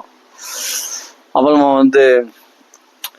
அந்த நாரதர் ஹரியஸ்வர்கள் பகுலாஸ்வர்கள் அந்த 10,000 பேருக்கு உபதேசம் பண்றாரு, ஞான உபதேசம். பூமின்ற ஜீவன், இந்த ஜீவன் தான் பூமியாக சொல்லப்படுகிறது. இந்த பூமியுடைய எல்லை. இந்த ஜீவன் என்னைக்கு தோன்றுச்சு அப்படின்னு தெரியுமா? இதை தெரிஞ்சுக்காம கிம் அசத் கர்மவீர் பவேத்து, அசத்தான கர்மாவில உங்களுக்கு ஆக வேண்டியது என்ன அப்படின்னு சொல்றாரு. அருமையான ஞான உபதேசம். அதை படிச்சா ஒண்ணு சூப்பரா இருக்கும், ஜம்முன்னு இருக்கும். அது அப்படியே லைனா வர நல்லா, அதெல்லாம் அப்படியே பிரம்மஸ்ரீ சுந்தரமா சுவாமி வாக்குல சொன்னதெல்லாம் அப்படியே நோட்ஸ் எடுத்து வச்சுக்கிறேன் சூப்பரா. அதெல்லாம் படிக்கும் போது செம்ம சூப்பரா இருக்கும்.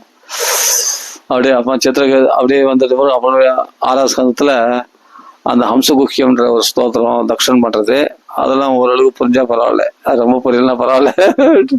அப்புறம் திரிபுவன ஐஸ்வர்யா உத்கிருஷ்ட மதம் உள்ளங்கிற அந்த 3 லோகத்துடைய ஐஸ்வர்யத்தினுடைய திமிர்னால பிரகஸ்பதி அவமதிச்சது. அதனால இந்திரப்பட்ட பாடு, ததிசி மகரிஷினுடைய உடம்புல எலும்புனால வஜ்ராயுதம் தோட்ட வச்சது, உத்தராசுரன வதம் வருது, விஸ்வரூபம் கலந்து நாராயண கவசம் 6ஆவது ஸ்கந்தத்துல நாராயண கவசம் அருமையா இருக்கும், படிப்பா செம்மையா இருக்கும்.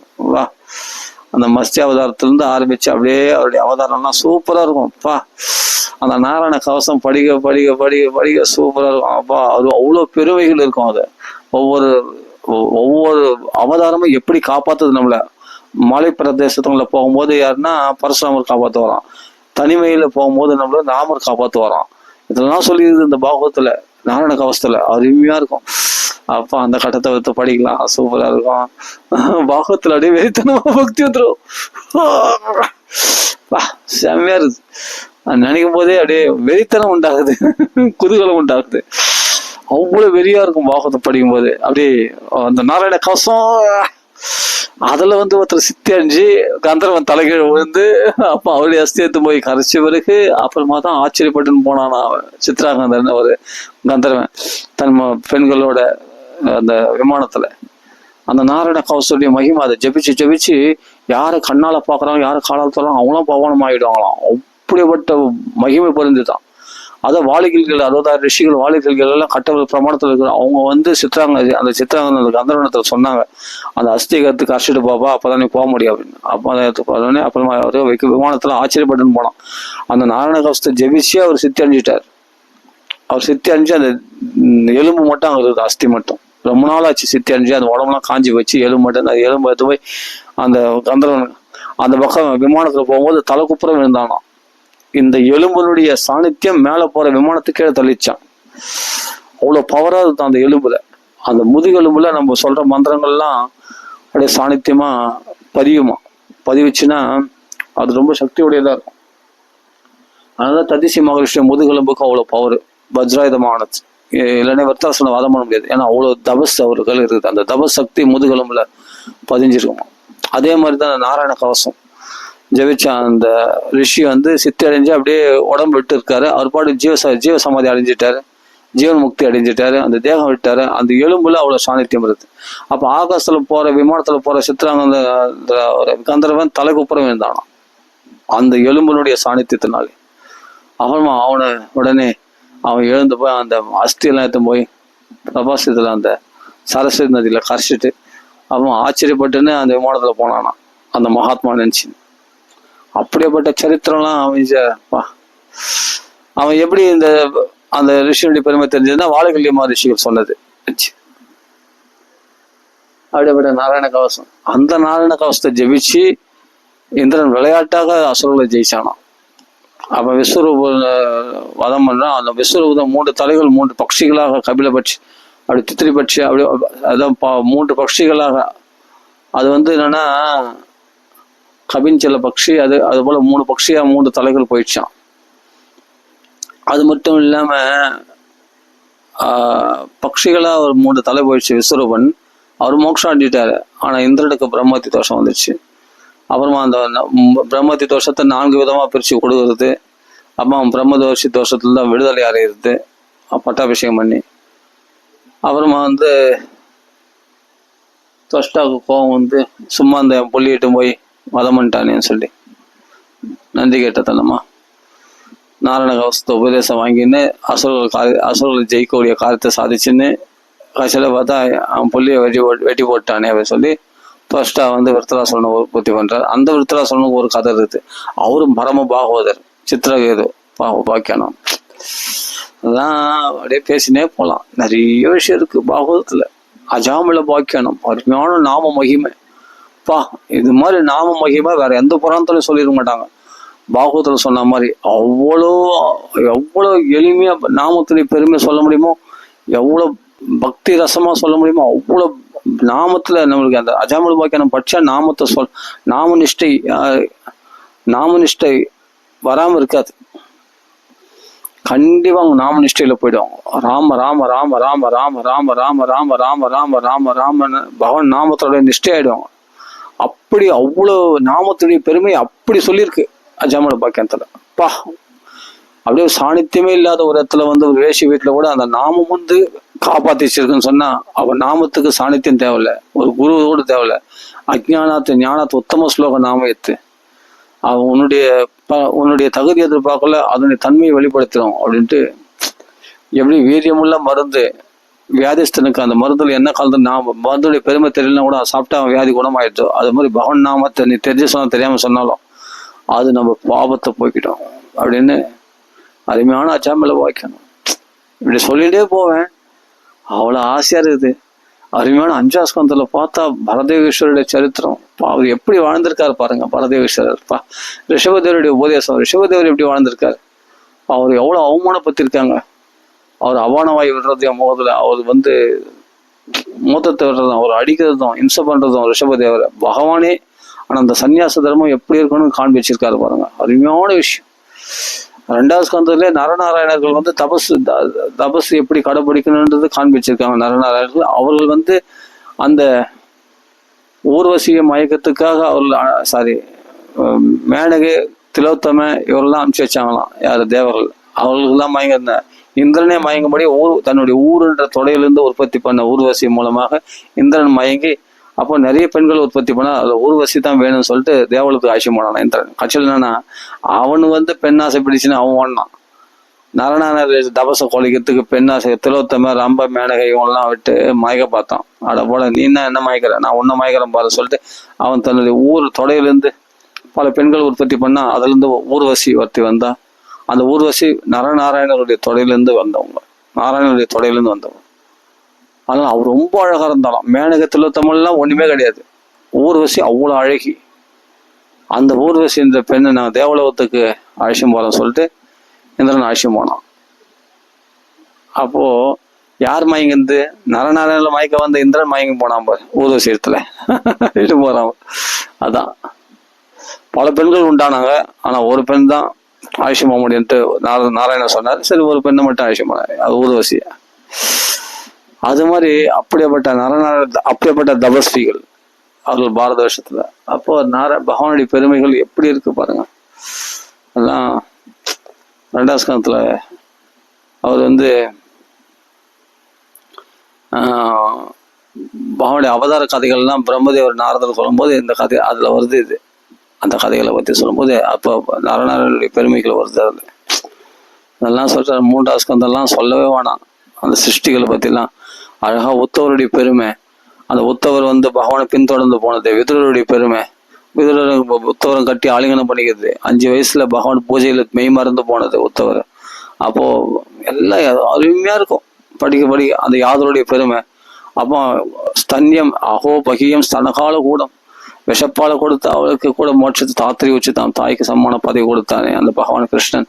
அவனுக்கு கம்பா தயாலும் சரணம் அப்படியோட தயாளோடு வேற யாரை போய் நான் சரணம் அடைவோம் அப்படின்னு தான் சொன்னாரு. அந்த கருட வாகனத்துல தோன்றி பகவானை காட்சி கொடுத்தானே சக்கராயுதத்தோடு பார்த்தா அவர்கள்லாம் அசுரர்கள் என்று சொல்லாமா, அவங்களாம் பரம பாகவதர்கள் அல்லவா அப்படின்னு உத்தவர் அந்த அசுரர்களையே புகழ்றாரு. சங்க சக்கர கதாதாரியா கருட வாகனத்தை பகவானை பார்த்தாங்கன்னா அவங்களாம் பாகவதர்கள் அல்லவா அப்படின்னு சொல்லிட்டு அந்த அசுரரோட பாகவதர்களா பாக்குறாரு. இல்லைன்னா பகவத் தர்ஷனம் கிடைக்குமா அப்படின்னு உத்தவர் அந்த எப்படிப்பட்ட பரம பக்தர் பாருங்க, பரம பாகவதர் பாருங்க உத்தவர். அந்த அசுரர்கள் கூட கருட வாகனத்துல பகவானை தரிசனம் பண்ணாங்களே, அது பகவானோட எதிர்த்து சண்டை போட்டவங்களாம் அவங்களாம் பாகவதர்கள் அல்லவா, பகவானை பார்த்து உயிர் விட்டு வைகுண்டத்துன்னு போய் சேருவாங்க. அதனால அவங்கெல்லாம் பாகவதர்கள் என்று சொல்கிறார் உத்தவர். அதெல்லாம் வர்ணனை அந்த 3ஆம் ஸ்கந்தத்துல உதரத்துல வர்ணிக்கிறார். நிறைய விஷயம் அந்த பகவானுடைய லீலைகள் மொத்தம் வர்ணிக்கிறார் உத்தவர். ஃபுல்லா கர்மா இல்லாத பகவானுக்கு கர்மாவா, பிறப்பு இல்லாத பகவானுக்கு பிறப்பா, எல்லாருக்கும் அபயத்தை கொடுக்கக்கூடிய அவன் கம்சனுக்கு பயந்து போய் ஒழிச்சுட்டு இருக்கணுமா கோகுலத்துல. இதெல்லாம் என்ன நாடகம் இது? ஆசையே இல்லாத பகவான் ஆசையை போக்குவான். அவனுக்கு 16,108 ஸ்திரீகளால் ஆக வேண்டியது என்ன இருக்கு அப்படிலாம் வர்ணிக்கிறார் உத்தவர். அந்த இடத்துல படிக்கும்போது ரொம்ப சூப்பரா இருக்கும். அப்படி கேட்டுனே இருக்கலாம், இன்னும் நிறைய சொல்லினே இருப்பேன் நானும். ஆனா பொழுது போயிடுமே, டைம் ஆயிடுமே. சரி, இப்போ நிறைய டைம் ஆயிட்டு இருக்கும். நான் இது பைத்தியம் மாதிரி சொல்லினே இருப்பேன். பத்தியா நாங்கள் சொல்ல கிருஷ்ண கதை பேசினாவே பெருசாயிடும் டைம்.